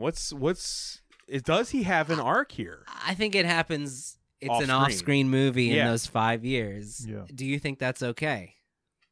I think that the movie is so insanely busy that yes, I think it's okay. Where are you going to put it? In There's this nowhere to put movie? it. Where are you going to put I it? feel like he's already had his arc and like Yeah. I think there's other a draft movies, that but- shows it, yeah. and mean- they got rid I mean, you can. Him doing the snap was not an arc, but it was something that I think we all needed to see for Bruce. Yeah. You know? I was made for this. Yeah, if you track him, it's like I'm always angry. From the first Avengers First to Avengers, right. Yeah. to Technically there was a Hawk movie. Let's to not the- forget there was yeah. a Hawk movie. to the guy who couldn't. Well, that's what I was saying to you. I kept expecting when they went back in time to see Edward Norton and Terrence Howard. Like I was like, that'd be awesome. Oh if my Edward, gosh, really- that'd be so He's good. like, If they It's were me. good sports, that'd be so awesome. if That'd be they the did that. ultimate meta. Edward Norton's That there. really would be He's the looking at him. ultimate meta. Who's this guy? Who's that? Yeah. So you track that Multiverse. to Mhm, the Infinity War where he couldn't change to this movie where he's like He is already changed. Yeah. Exactly. Yeah. I mean, so I mean, the arc is. synthesis almost. He you know? says, I started looking at Hulk as the Cure. 18 months in a gamma lab. That's the off-screen movie. That's right. 18 months in a gamma lab. I put the brains and brawn together, and now look at me, the best of both worlds. That's his arc, Yes. and it right. happened off-screen. You know, but something we're that- okay with that, right? Something that we Mhm. haven't discussed, which I figured we would, but I want to discuss it in this chunk because we're saying all these arcs and stuff, but like with Hawk especially, and with like I'd say Thor too, the fact that the time travel allows us to see these back doors to the other movies, it Right. reminds the audience of what the characters were Yeah, on screen, right. and then we know where we are now. So Coming there's like back- this weird like Yeah. side by side Goofus and Gallant comparison. And that comes back to the theme, self-actualization. Right. Yeah. No, totally. Right? Absolutely. That's Yeah. right. Dude, That's exactly what you I'm saying. nailed it, Bob. You They nailed it, man. They Yeah. fucking nailed it, They man. nailed it. They really They did nailed nail it. I think we talked about all the people who have arcs in the movie That we need to talk that about. we need Yeah. to talk about. Yeah. Yeah. We're gonna hit into the structure now. This is the big. Let's one. do structure Let's do because structure of this beast. Okay, so originally, I thought it was. I said it's a weird one, and the reason that I said it's a weird one is, I think you could look at this at like Kill Bill, like it's one story, Mhm. right? Yeah. And so, where With the- Infinity War. Infinity War and Endgame, one movie. Yeah. I have a weird wrinkle to that when we get to it. So there's one way to look at it, which Mhm. is it ends. The first movie ends at like Dark Knight of the Soul, right? Yeah. Oh, that's the way I look at it. It's kind of the all is lost, dark night of the soul. It makes it lopsided, you know, Right. but still, that it feels like. It Can you feels get any like more all is lost? yeah. I mean, that? that's his Dark Knight of the Soul. All the souls, half That's the like- souls in the universe, That's like are gone. That's Yeah. definitive Dark Knight of the Soul. Yes. And Yeah. all the wallowing, like the 5-year jump and all that stuff. That's complete Dark Knight of the Soul Right. material. So Continues it, and it continues spills into the They next movie. Now, just a note, they originally planned, they obviously nixed this, but they originally planned the snap would happen at the beginning of Endgame. yep, right. end So of that's Act it. 1. That's an interesting, I don't know how that would have And worked. then they but said it would. yeah. The middle of the movie would be so sad and depressing, it would just I- suck. Yeah, right. I mean, just random trivia, but I also heard originally the Hawkeye scene was filmed to be in the Infinity War movie. I And then believe they- it. And then they punched it back to the What other a one. brilliant choice, Yes. Mhm. because that's how that like anchors the two. That's the previously on, Mhm. right, in the structure. Yep. Previously on Marvel Cinematic Universe. But yeah, you don't get more depressing than when you see Captain America say, "Oh God." Yep. That is like the most depressing Right. ending ever. But- yeah. But the thing about it is putting the snap as the all is lost means the entire Endgame movie is the third act. Right. That's what it means. And it feels like that It does. because as soon as they figure out the time travel, it's the gathering the team. Well, I would say Gathering right? of the team. Well, I would Right say away. the third act is everything after the 5-year jump. Right? Yeah, Yes, 5 that's what years you're saying, later right, is yeah. Act 3. Like the beginning of Endgame is just No, basically I- Infinity War I- continued. Right, Dark Knight of the Soul. I like would you said. even go so far as to say all the way up until they Scott. decide to, well, even past Scott, maybe until they decide. Well, Scott's about right. Yeah. You're absolutely right. So when Scott shows up and says, we can time travel, that's Act 3. That's Act of 3. if you Right. were doing the thing. Yeah. And you do that by emotion. You can kind of feel it out. Yes, And exactly. But if you look at the movie, it almost breaks down into a 5-point finale in some ways. The big point, storming the castle, is the time travel heist. Right. Right. Yeah. Then they get a Hightower surprise by Thanos is back, Thanos and is he's back. got all Yeah, this yeah. stuff. So they have to come up with a new plan, Yeah. execute the new plan, win the day. So And it yeah. almost works that way. It's like weird it's like that a it weird does. stretched out. Third It's like act. you got Yeah. two options. Infinity War and Endgame are one movie, and Right. this is the end of Dark Knight of the Soul in Act 3. Or and Infinity War is Thanos' movie, Yes. which we talked about, Mm. and we agree. Yeah. Thanos and Thor, right? Hero and villain. Yes. And yeah. Which you know what? and Watching it, Fan- I never would have thought that until they said it. And Yeah. Yeah. I'm That's with you. I amazing, think it's a yeah. good, I mean, they're the writers. Right. But after we originally had this discussion, you guys were like, no, it's straightforward. When I I broke do it think, down, yeah. it is straightforward. It breaks down. This movie does break down separate. yeah. I look at it as 3 chunks. It's in my mind. So. How awesome is that both movies break down separate, but as one they work as one story. And they even like the chunks are even like you could slice them right where they happen so sharply. You know what? You know what that reminds me of is television. So television, each episode sometimes breaks down in 3, but then the whole season can break down in this kind of structure. It feels like we're talking about television. And I think you could also. I didn't take this and compare it to TV because I just ran out of time. Yeah. But I was planning on seeing if it lines up with TV because the teaser is the opening. That's a TV teaser, you know, and then it jumps in. But I think you guys are right, and it breaks down. I mean, like very standard. Do you want to break it down? Well, I was going to say the Dark Knight of the Soul in Endgame. Let's go. Oh, let's do it. Let's go from the beginning. Right. Let's do it. It's. I mean, you can do it pretty quick. Yeah, like, I got just for the audience. We're doing this by like Save the Cat standards, right? Exactly. So just because it's probably the most popular. It's most popular. method. So you got Act 1 is sequence A is just the previously on Avengers. Right. Previously on Avengers. Exactly. Yeah. Right. Then sequence B is 3 weeks later. Will the Avengers manage to get the stones back from Thanos and bring everyone back?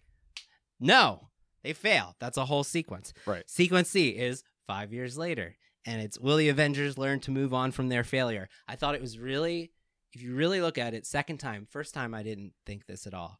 That whole second half of Act 1 is just about their emotional state. Right. It's focusing on the inner. It's setting up the arcs. It's setting up the internals. It's their normal world. It's right. It's the normal world. It annoys me that that's new normal. That's the part of the movie that I've seen criticized for being boring, and I'm like, dude, but that's the movie. And without that, we have no movie. That's the important structure right there. What a bold choice. Yeah. To spend the whole Act 1 with just them moping. Yeah. But like you said, it sets up their normal world, right? All their problems that need fixing. The stasis that equals death. Stasis equals death for each one of them, right? And then it sets up the goals, sort of, I guess. Yeah, so internal goals, all that. So then I still think Act 1 is Scott coming. I don't think Act 1 ends until they gather the team and Captain America has that big speech. I think it's pretty classic in that. So Scott comes, hey, time travel, inciting incident, catalyst. But then there's some debate. Tony doesn't want to do it. I want to be home. It's not going to work. Science isn't going to work. Blah blah blah. Right. I think it kind of breaks when Pepper actually gives him the speech, and he's like, "I'm in." Well, she gives to me Tony's choice. The meta callback for me of that moment was Rocky 2. Win. It was like, you know what I mean? That was her like win. You know. Yeah. It's all in the eye of the beholder, but somewhere around there. Yeah. So that's a good call. It's a lock-in because the lock-in is when he says, "I'm going to do it," because Tony's the one who has the power to teach them how to travel. He's got the device. He brings it to Cap. Right. I got it right here. GPS time travel. That's right. Lock-in moment. So they have goal, obstacle, stakes. Right there. That's when the central story question, which is, will they be able to travel through time and get all the stuff? Is this a viable option?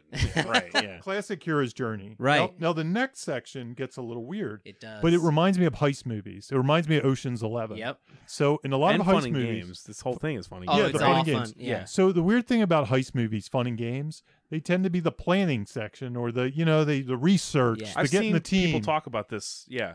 And because they have to kind of save the heist till later. Where you'd think, if I told you I was making a heist movie, you'd think the fun and games would be the heist. Right. But it's actually, usually they save that for the midpoint or sometimes later. And that's what this movie is, I think. The criticism I saw of this section was that unlike Ocean's 11, which is a very well-made movie, the audience is told and shown what the plan exactly is. Right. And then we see them either failing to or executing the plan. That's awesome. Right. But in this movie, we don't get the specifics of what they're doing.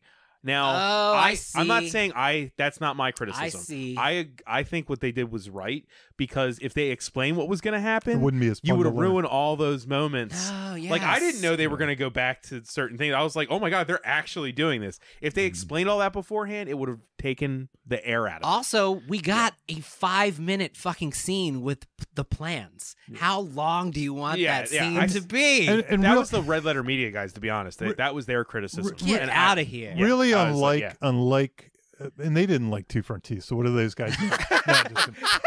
No, it really unlike like a real heist movie. This movie isn't really a heist. I mean, they're not doing It's like more these, of a joke that you said time heist. It's more a Yeah. quest. Right. In 5 Quest. different places at times. Yeah. They have Yeah. to fight things. They don't know. They have to improv. Where a heist movie, it's usually like they have this exact plan and then things go wrong and they have Yeah. to fix them. This is more like, okay, we're going to have 5 quests at one time Yep. and go for it. Yeah. So it is a little. But they three, gave us enough. 3 quests. Here- Yeah. all I'm that just matters playing is the this. number. They told you the goal, right? They told you the stakes, which is so easy. The entire universe doesn't get. And they gave you like the time pressure, which is we only have one. Enough PIM particles to do that. And here's that's all you need. Yeah. Right? That's all you need. No, I'm agreeing with you. No, I Yeah. know. I'm saying that's the criticism I'm I just saw. coming I- in to rally I support honestly think behind they're that just choice. using a different model. They're using Ocean's 11 to compare. And while there are Ocean's some 11 has no marzipan at Yeah. all. So, like, at all. There Yeah. are some reasons that this reminds you of Ocean's 11 in general structure, but beat for beat, it's not the same. Yeah, also, yeah. like, it would just be longer Yeah. for no reason. We don't need. We don't. Dude, a 10-minute planning sequence. Don't need I mean, that. Jesus. That, we that got could be enough. off screen. That's off screen. That's fine. And also with, like Jamie said, the nature of the time travel, they are kind of winging it once they get there. Right. They're kind of just aiming to something and then winging it. There's no to have the characters like know what's going to happen would seem unjust and not. It would seem insincere. It would be like, Yeah. how would they know? Yeah. No, I They're agree kind of with just you. they're doing Yeah. this for the first time. There could be a different movie where they start pulling video from the, Right. and they watch the exact thing and they know. This is what and, happened. God, that would be so boring. Oh, that would Yeah. suck. That'd be so Um, boring. Yeah. That'll be the new Time Bandits TV show on Apple. Right. So I think the midpoint, I didn't sit here with a stopwatch. I only saw it twice. Yeah. I often look for the false defeat, right? Right. So I think that the midpoint is a 2-parter, and they often are. 2 things kind of happen back to back. Yep. Double bump. Right, the thing. double bump Yeah. is Loki escapes with the Tesseract, so Tony and Steve yeah. now have to go further back in time, and then Also creating also creating a TV show. Jesus, that's right. Yeah. And Nebula's past self intercepts the images from Nebula, and Thanos learns about the Avengers' plan to stop him. That's right. And so that's the false defeat, right? Fuck. Right.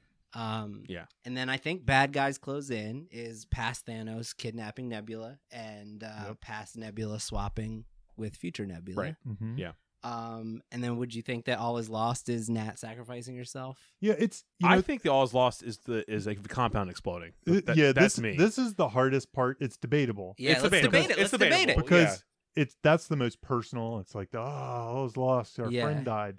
Which, Obi-Wan Kenobi getting killed is often cited as all is lost. But But they- is that the worst thing that could happen? It's I was probably like, worse that the They Death don't Star need her finds out. to keep going. Yeah. As much as I love Black Widow, they don't need her. It is debatable, though, because Yeah. it's an emotional thing. It's an Gotcha. emotional Dark Knight of the Soul. I think most people would peg what you said, but I sort of agree with you. Like, when they get back and it's like, oh, crap, Thanos is here. Dun, dun, Right. dun. Well, they do that. They get back and they do the win. So that's The Hawk does okay, the snap, so- and that's the win. So that's why I think the snap is end of Act 2. Okay. Because the snap Hawk snap. creates the new world. Right. The only thing I'd say, and this is why I lean, and it really is It doesn't just in the matter. eye of the Say I'm beholder. right, Jamie. Say I'm right. All these people listening out there, you pretentious assholes. Honestly, yeah. Right, it's not that pretentious. Yeah. This is what the show is. Yeah. It's our self-actualization. That's Right. right. But the Jamie is Blake Snyder. Right. yeah, I debated these two, and I really never came to a solution. Because on one hand, the death of Scarlett Johansson, that scene feels like it has more of a Dark Night of the Soul, where the other scene goes right into action almost. There's no time to wallow or be sad as much. Gotcha. However, the reason I agree with Bob is I always feel like the all is lost. There's usually one moment, brief glimpse of everything going right according to plan before the all is lost and the bottom drops So out. the snap is the The right. Snap is the right, And then and boom. the bottom drops out. Right. I almost always see that. It doesn't matter. Yeah. It's Those little parts are a little debatable. It's debatable. The reason that They're I all in chose the same ballpark. we're close. Yeah. Yeah, The it's a re- big I I mean, mean, movie. they It's do 3 happen hours. right next to each yeah, other. they're They're all right back next to to each back. other. They, So it it's doesn't debatable. matter. That chunk is Dark Knight. I could be always a look double for bump all as I always well. look for the act the act breaks to be a choice is made, an action is taken, and now we're into a new world that's a synthesis of the previous, the upside, the old world and the upside, and the snap. Everybody's back is the new world for me. So for me, the snap is the big choice that creates the break into. It's usually a second lock-in. Yeah. And I don't really have a good like let's say that is the all is lost. Then what is the second lock-in? Really, the second lock-in is committing to stop Thanos from destroying. That's a good call. Yeah. It's it's debatable, but because for me, the Dark Knight of the Soul is the team just sitting there crying about. Nah. The second lock-in is the thing that happens right after like, Dark Knight. We lost her. That's it's Dark Knight of the Soul. Then the second lock-in. What you're saying? I never is heard you guys waffle. say the second lock-in. That's why I'm asking. Oh, yeah. Usually, I'm kind of making that up on the fly. But I thought that was a term. Okay. Well, we're in agreement for the listeners that lock-in. all of these moments are interchangeable as how they be creative. Yeah. Well, the reason I call it a second lock-in is because it gives you a goal: storm the castle. Yep. Like that's usually you got to gather the team. Well, this didn't work. We're doing this. That's right. Yeah. That's right. Right. Yeah. But we find out that the thing did work actually. By the way, one thing I've been realizing lately, and I think I had this in the notes, is that everything's a 5-point finale. Yeah, man. The 5-point finale. So if you're trying to figure out your fun and games and you're stumped because you have 10 cards to fill out and you don't know what to do a 5-point finale, then do another one. We have to revisit it because they might not. Some people might be listening to this for the first time. Right. So a 5-point finale it's in the finale. Blake Snyder said all finales break down to gather the team, storm the castle, Hightower surprise, dig down deep, execute a new plan. They're the 5. So they're the 5 points that happen. Do they happen in this movie? They do, man. They do? Yeah, they're awesome. Why don't you go through those and then I'll go back to the other thing. I mean, and you guys jump in here. Yeah. If you agree or disagree, because I had a little problem. I wasn't sure, but then I think I got it. The gathering the team is when Thor, Tony, and Steve stand at the top and they're overlooking what's he doing, and they make the plan, and they're like, this is a trap, and Tony's like, yeah, but who cares, and they all converge on him and fight. Right. And the storming the castle is when the cavalry comes in. It's sort of the hero's Hightower surprise, right? Mm-hmm. It's Avengers Assemble. That's the storming the castle. How could that not be the storming? It's the moment. It's the moment, right? Yeah. Avengers Assemble. And the Hightower surprise is that even with all this, even with as powerful as Carol is, the gauntlet finds its way back to Thanos. That's the Hightower surprise. Right. And he gets it despite all this power they have. Right. The Hightower surprise. Thanos still gets that damn gauntlet and puts it back on. Right. And the dig down deep, I think, is the moment where Tony looks at Doctor Strange when it seems once again like all is lost for them, and he looks at Doctor Strange, and the first time I didn't understand this, but the second time I got it, and Tony realizes, what he wasn't telling me is that I have to sacrifice myself in order for this to get done. Right. And so he digs down deep and he makes that decision, okay, I'm going to do it. And then the executing the new plan is Tony, just Tony, grabbing steals the stones yeah. and make I Am Iron Man snap. Right. The new plan is just Tony. Right. Yeah. Right. It's between two people. Yeah. It's literally between two characters. It's in some ways actually one of the more simple. It's clean. Yeah. Than some of the other Avengers or Marvel universe. The one thing that I can't believe I didn't put on the outline is that I thought that it was rather genius how they wrote Doctor Strange in Infinity War to kind of answer like half the questions people have for Endgame. Yeah. Because the fact that Doctor Strange literally says, by the way, anything you say, like, why didn't they do this? Well, Doctor Strange said it. He tried it 14 million times. That's right. It can only happen this way. And they kind of It's wrote that so in brilliant. knowing these things would be questioned. It's like the ultimate patch. We talk about the patch. Well, imagine, you know what it is? without It's that. hanging a lantern on it. Yes. It's the hanging a lantern on it model where you say something like, how does this thing work? And somebody goes, it doesn't matter. Or there's some explanation. You explain it away by explaining it away. But it works very well with Doctor Strange trying it 14 million times. Without Doctor Strange, Tony sacrificing himself on that battlefield feels insane. Yeah. Right. Because everyone would just be like, why is a human taking on why can't Thor do it? Why can't somebody that isn't him? And they accentuate it by Doctor Strange pointing looking to at him and going, going, Curly. It's all on City you. Slickers, Jimmy. Yeah. City Slickers. The one perfect. thing. It's you. Yeah. You're The right. first time I saw the movie, I thought I didn't understand that was the dig down deep Yeah. moment. I Yeah. thought Tony was freaking out, and he looked at Doctor Strange, and Doctor Strange was like, "It's gonna be okay." Yeah. I Well, didn't I'd also understand argue that it was there's- the use the force moment. I'd also argue there's two dig down deeps, and one was Cap. Is Yeah. realizing Cap getting back up. Mhm. It's not as It imperative doesn't as go Tony, in line, but that's but okay. for his emotionally, For his internally, that character, was a that's dig the down dig down deep. deep. Yeah. That's a good call. Yeah. Well, what I was saying about the 5-point finale that I realized now that you understand the points, you know, the 5-point finale, you can use those for all kinds of stuff. You know, fun and games. We have a lock-in moment, so let's gather the team or prepare for whatever we're going to do. You could skip that part. Storm the castle. There's a high tower surprise. Now we need to come up with a new plan, and then we repeat. Storm the castle. Yeah, High tower surprise. for all of it. That's really everything. There was something I mentioned a while ago, and I actually wrote it down, that thing called every scene is a scene or a sequel. And it's really the same thing, because a scene is a goal, you hit a conflict, and then a disaster happens. And then the sequel scene, the next scene, or the reaction is reaction. There's a dilemma. What do I do next? And decision is made, and then you go back into goal, conflict, disaster. And 5-point finale. 5-point Gather finale. your team, figure out what we're gonna do, try to do it. There's there's the obstacle, the high tower surprise, it's, and then new plan. And I think so the 5-point finale, once you kind of internalize it, it can help you write the fun and games. It can help you write the bad guys close in. I've seen other people try things like, what if I put in my fun and games a whole nother Blake Snyder beat sheet? But I think that's a little too much. Yeah, I I agree. think if you just get to this kind of scene and sequel thing, and if you don't know what to fill out in I those want to sections. clarify anyone listening. Fun and games is when the characters with their newfound whatever, and they test it out, enjoy it, play with it. Right, well, it's premise delivery. Premise delivery. Yeah. It's, what would the Avengers be like if they were all together? And Yeah, doing, really- What if they could time travel? What does it look like? but What if we could go in the other It's- movies again? it's not Right. always quite in this movie. That's what it is. But Yeah. like in a horror movie, it might just be somebody rampaging saying and for murdering. this movie. Yeah, Right, for this yeah. movie. For this It's, movie. absolutely. it's That's what it premise is. Yeah. delivery. It's- It's based on it's the, the movie you promise of the expected premise. It's the to come trailer and see. moment. If a kid can go to space, what is that like? Yep. That's right. Yeah, That's right. Right. Yeah. Yeah. What do people come here to see?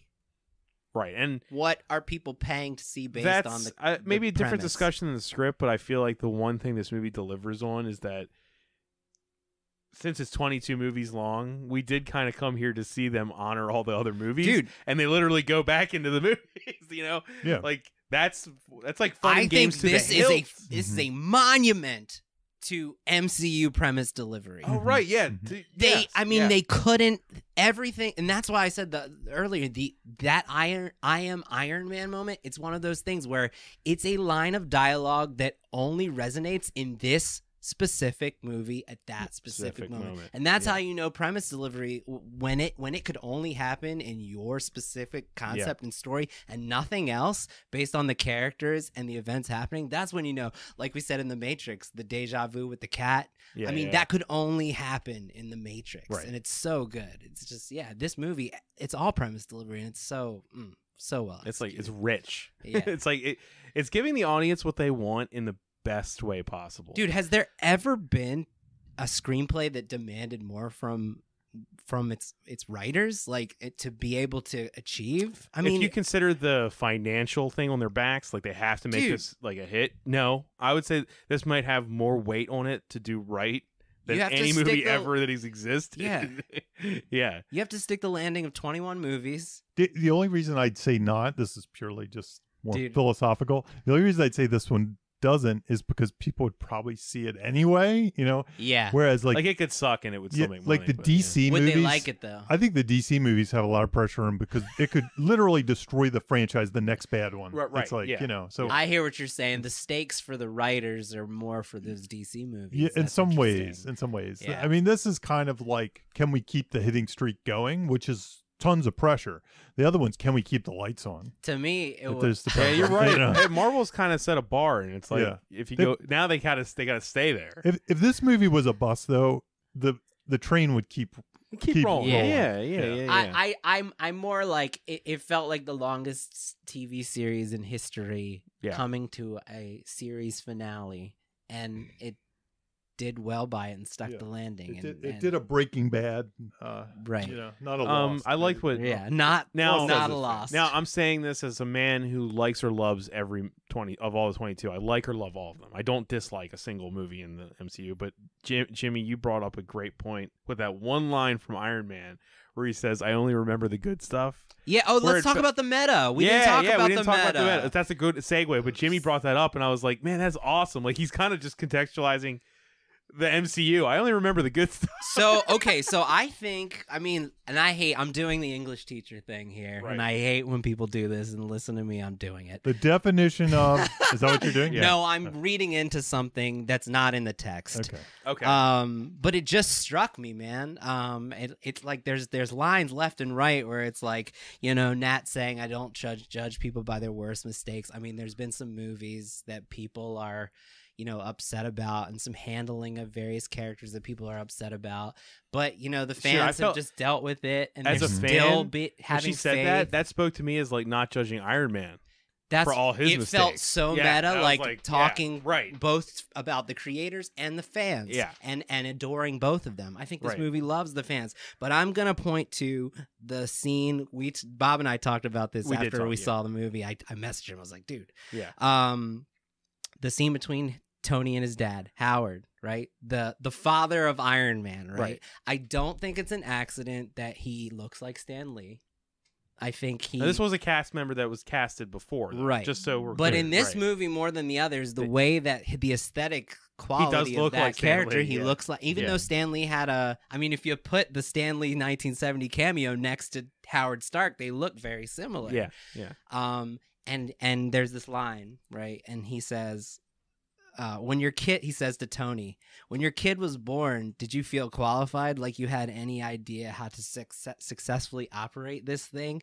And Tony says, I literally just pieced it together as I went along. I thought about what my dad would do. And Howard says, my old man, he never met a problem he couldn't solve with a belt. And Tony says, I thought my dad was tough on me. But looking back, I only remember the good stuff. Yeah. And I feel like he's talking to Stan Lee and talking about the MCU. The MCU, the creators who came before, who got shit on. Yeah. It just felt so like, we love you creators, we love you fans. Yeah. This is a love fest. I don't know, man. It was so meta to me. Like I said, I'm doing Jimmy, the English teacher. I didn't take that from that scene. So when you pointed it out, I was like, man, that kind of really works. Even though you're right, it's not. It's like it's not in the text. It's like Stan Lee and Tony Stark having a conversation, or Stan Lee and Robert Downey Jr. Stan Lee and Robert Downey Jr. Yeah. I just loved it. I would love to hear if that was intentional. Yes, there's or no way. If I'm just being ridiculous. Jimmy, tweet those guys. See if it tweet them in like a month and ask them. You never know when they would be willing to give it up, because that just seems really like it holds water. A little bit. Man. Yeah, and I also loved that, like Jon Favreau, the cheeseburgers. I messaged you guys the cheeseburgers line, right? Like Jon Favreau kind of is one of the fathers of the MCU. I thought it was going to be shawarma. Dude, that would have been so much better. That's what I was waiting for. But, it had to be Iron Man specific. I was waiting for the kid to say, I love shawarma. What are these movies? Cheeseburgers, right? We've talked about that on this show. Like, the thing that we discuss are the cheeseburgers, because if you're not discussing the cheeseburger movies that give you all the right stuff with the best ingredients and are for everyone, right? We can't really do a show that talks about art films like this, right? So that moment after Tony Stark dies and the little girl is mourning for her father, the death of the character we've grown to love and the universe we've grown to love, and the father of the cheeseburgers, the father of the MCU puts his arm around her and says, "What's wrong? Are you hungry?" And he's like, yeah. She's like, yeah, I want cheeseburger. And he's like, don't worry, I'll give you all the cheeseburgers you want. I'll make sure I do that. Said the man directing the Lion King remake. It's you know what I mean? Like, it felt so meta to me. It's like, are they listening to our show? They couldn't possibly be. No, I know. I'm just saying. I wonder if that is intentional, Joe. Jimmy, you're picking up on stuff that makes sense, but I would love to know if that shit was even. Is that just bullshit, or is he saying like, don't worry, these movies are still going to be awesome? I want to know what you think. Are we looking too much into it? I think you're looking too much. I had a feeling Jamie's going to say that. But it'd be cool if they said that, though. Jamie, is It'd be this cool. just as bad as putting politics into it where there aren't politics there? No, I don't think so. I mean, you can take what you want. This episode was always going to be a monster with a bunch of Yeah. It's too much to talk about. I don't usually do that, but I thought it was so obvious. No, I think it's valid to kind of look into that stuff, but you could be like room 237. Yeah. Like, you know what I mean? You're looking too much That's into right. it. I don't like that at all. I hope I didn't do that. It's okay. I think what you just did was innocent, though. You're not. Okay. Yeah. They're doing stuff for There's the story. a whereas tag room on the 237 door is that said this, and the room 237 was trying to say that he was trying to say something to the world. yeah. about, No, you're I'm not just saying that. Within the story, they're like, here's the guy who created the MCU. I saying, heard the "I'm gonna give you voices of the cheeseburgers." creators there. Yes, and I didn't yeah. expect the movie to do that. Right. I wasn't expecting to hear the voices of the creators, and I Yeah. did, and that's all I'm saying. Yeah. Let's talk about the end real quick. Yeah, let's talk about the ending. time I think travel. that's really all we have left to talk about. So we're the cap, right? Caps. Now, I feel like this actually has to have us talk about a few boring things, Jamie. Yeah. I'm sorry, Jamie. Jamie's falling asleep. We'll wake him up when we're done. Well, because let's just get it over with. How time travel works, how they wrote it, and how they specifically call out metatextually to Right. say it's not these movies. It's not Back to the Future. It's not Back to the Future. It's not Hot Tub Time Machine. It's not this, that. They say they actually have Tilda Swinton show on basically They made it an visual. infographic. She's They like, made here's it my visual. infographic. It's Yeah. like when you move something, it creates a new timeline. Right. And it's not just the stones. It's whenever the second you go back, you create a branching timeline that separates from your timeline. Right. The Avengers MCU timeline is completely intact, and Jamie's still awake. And we just did it. We just went through it. That's it. So they're not alternate universes as much as they are branching timelines. Yeah, every Yeah. time you go back in time, you basically create a copy. Yes, And, that's and branching. that branches off. Yes. So if you go back in time, there are two Jamie Nashes doing podcast. Well, I wouldn't be doing a podcast anymore. I'd be using Biff's time travel. No way, I don't want to. But yeah, there's going to be two Captain Americas. Right. And the way the machine, the device works is it brings you back to the point you were in your own timeline. And it's really a Schrodinger's cat model. Of, Yeah. That's And Yes. the only thing keeping you from like going back and like you could go back and pull Captain America out of like 50 timelines, but it's not ethical to do that to those worlds, right. to those timelines, Right. because now they're, that's not right. That's the reason they don't do that stuff. So the reason I wanted to ask is, yes, it works, right? That It all works of this as well as stuff it needs to. takes place off screen. yes, Is that good storytelling? That the most important mission maybe in the movie happens. What did you say? The off-screen movie. movie. Well, here's the only thing I'd say about that most important Cap's mission. off-screen movie. I think Cap's off-screen movie is one that doesn't have a ton of inherent conflict to it. It's easy to It's put the supposed things to be back. boring. Yeah, Gotcha. than it is to steal them. I don't think anybody's gonna. If he just puts the hammer down, nobody's gonna be like, "Who's putting the hammer down?" Right. It's easier. I think the only one that I was even intrigued by is the Soul Stone. How do you put Yeah, that back? I want to see him. But I face can off. I can face- live with it. But he's already faced off with Red Skull in one. Right. So like, why return to that? Right. But I thought it was worth discussing. That's that off-screen movie. If that was a good writing. In my opinion, now I know this isn't what we do, but in my opinion, we're going to see in a future thing, whatever that may be, I think the Vision and Natasha show, whatever, I think he's not going to return the Soul Stone to Vormir. I think he's going to return it to create another Vision, to like an old Vision, so you Gotcha. can power him back up. Gotcha. And that creates whatever that TV show is. That's what we're gonna. After you say that, I think you're right. I think that's what's going to happen. He's going to That's- give it to like Tony in a past, and Tony will do it up, or Yeah. something like some bullshit like that. Yeah. That's what's going to happen. So Passing the baton. that's why they of the can't Soul show Stone. it now. Is because that is something it's- different. it's that's business. going to spark. that's exactly. the business of this Yeah. franchise that they have to do all the So housekeeping. it's not even a writing decision. housekeeping. It's a business Yeah. decision. One thing that I'm not sure, I couldn't follow the math of it, because the one thing I liked about the time travel in this movie Yeah. was they had limited shots at it. Yep. They had limited things. Yeah. What happened in the end? How many did they have So left? they stole. They from, got they a bunch of PIM particles. They stole That bothers me. I don't want time travel anymore. So Get rid that's of time travel. So I've seen that, Jamie, and Yeah. my thing on that is like I don't care where things happen from now on with this movie. Like Yeah. to me, this is like whatever happens now at the MCU, I don't even care. Like I'll go see everything, Mhm. but this was the perfect little bubble. Yeah. I agree. And they have to write themselves out of this It was time kind of a travel thing, curtain. but that's a problem for later. They could destroy it because it's too powerful or something. That's and also blah, meta, blah, blah. man. Or Like, something breaks. The universe keeps something breaks, and they expanding. need Tony Yeah. to like fix it, Yep. and he's dead. It was my. That's where I think they're going to do it. I loved that they had. Tony's not there to fix something that no one Yeah. else understands.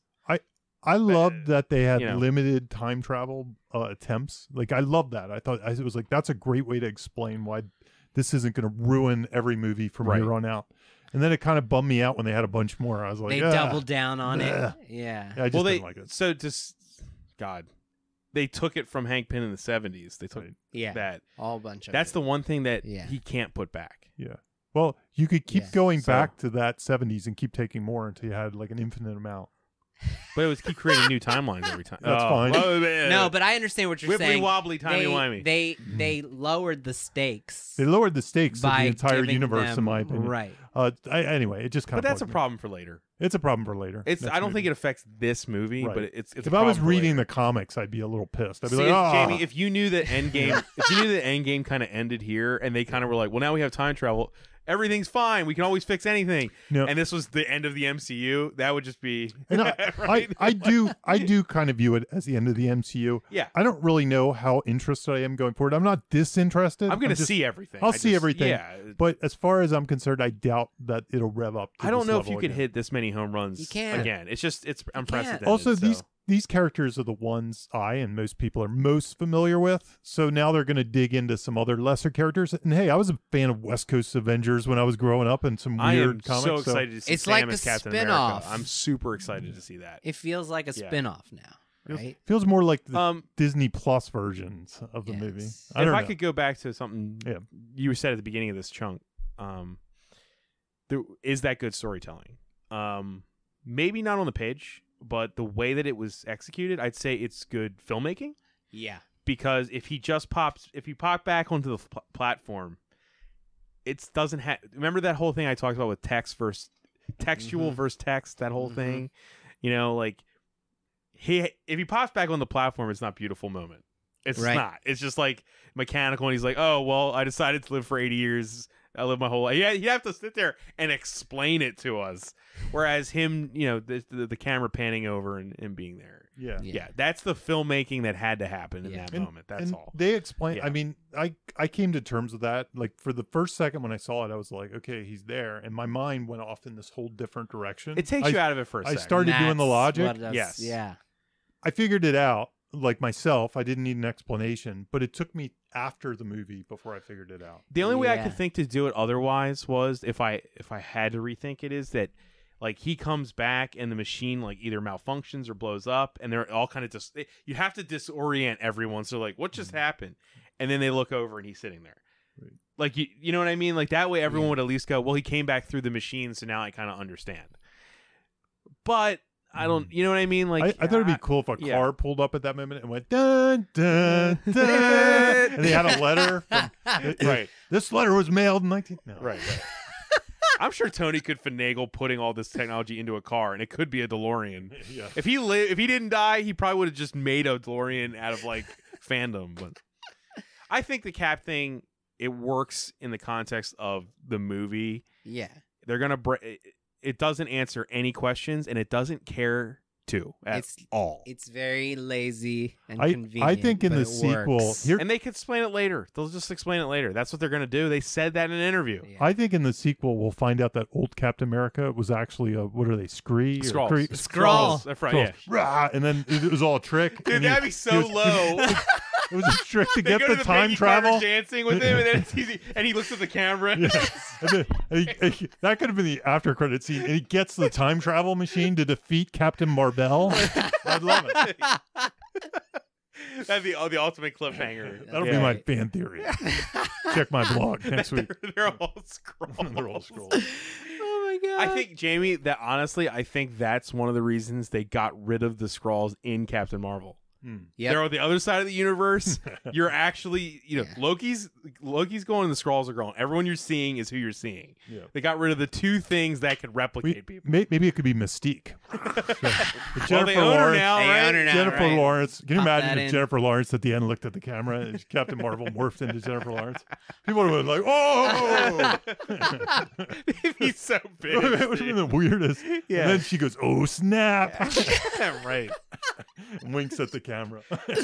You're not really arguing for you getting the job of writing an MCU Yeah, movie, Jamie. Jamie. Well, maybe in the second group. Phase 7. Tell you what, you get Ant-Man 4. How's that? Yeah. I think that might be everything. Yeah, I Unless you think guys we've have had- something else Yeah. No. without Yeah. us sitting here and boring Jamie to death with Yeah. time travel. We used to do the what have you learned? We stopped doing that. Do you want to? What did yeah, you let's learn? do that. What?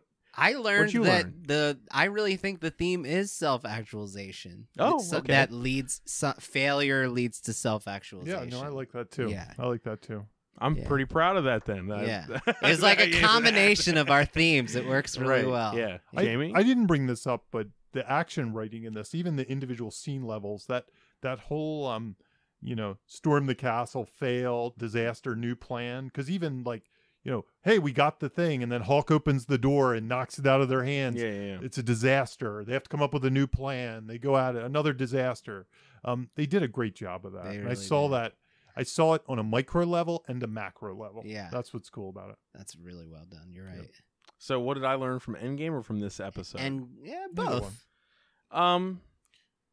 I don't know, man. I think I'm way too in deep to have learned anything. Yeah, you taught us. No, it's just like, yeah, I've been really into these from the beginning, and I think I learned, if anything, if I can get a little bit on my own story here, Mhm. I learned that I'm never gonna see what we just saw again in my lifetime, Mhm. because I really don't think that, like, even doing this podcast has taught me that I don't think a home run of this magnitude and length can be hit again in my existence by Hollywood. Yeah. I just don't think it's possible. The peak. Like yeah, you this, said this in is Bu- in our Jamie's this blog is post. this is Star Wars now. Yeah. Yeah. It just can't happen again Yeah. to this degree ever again. No, I agree. Not while we're probably living beings. So yeah. So But the Russos will come back and make the prequels or something. man, can you imagine your first movie being You, Me, and Dupree with Owen Wilson, and then Wow. like 10 years Yeah. later you're doing this? God, Like what the a trajectory. yeah. Well, I mean, Owen and Wilson's and those probably writers, pissed he didn't have a role. He's like, Come on, guy. I could have been Iron Man. those Just put Dupree in the movie. in that interview, those writers in 2003, Yeah. they were finishing up school as novelists together. They were in a school as novelists, these two screenwriters, Mhm. and they were looking for a job. And the one writer was like, well, I think I'm going to go get a job at Costco. And he wasn't diminishing Costco the way he said it was very respectful. He's like, I think I'm just going to go get a retail job because I can't make money as a writer. And to think that they started as like two novelist school graduates and they became, Yeah. writing the I guess biggest that's movie kind of in the a history. lesson for any writers out there. Yeah. Yeah. You never know. You never know. Yeah, Yeah. there's two alternate universes. One you're in Costco, the other you're writing this movie. Which you could probably say that about the characters in the movie. Or C, you're the script butcher like me. right. Neither. I did the But Costco let's talk thing. about that rat. What a hack concept. Dude, I loved it. I know, the rat turning on the machine. That is, Oh, yeah. so we have an email address now. Oh, yeah. Yes, if you guys have questions just in general or just things you'd like us to bring up or maybe even movies you'd like us to cover on the podcast, it's writersblockbusterspodcast@gmail.com. So email us Email us. You can also yell at us publicly on our on Twitters, our if you Twitters. want. Yes. Yeah, but email. We just got the fresh email, so let's use it. Yeah, let's Let's use see it. if it works. So, yeah. Even just if you want us to stop talking about Blake Snyder. We That's al- fine. We also have will. a P.O. box. You can send all your gifts. Yeah. But I think that's everything, guys. I Yeah. think we actually managed to talk about this Woo! giant outline. So, Exactly. all right. Yeah. Yeah. Thanks for Endgame. listening. Writers Blockbusters. Endgame. Endgame. Done. Bye. Thanks. You have just listened to Writers Blockbusters, a screenwriting podcast featuring two professionals and another guy. Available only on Thundergrunt.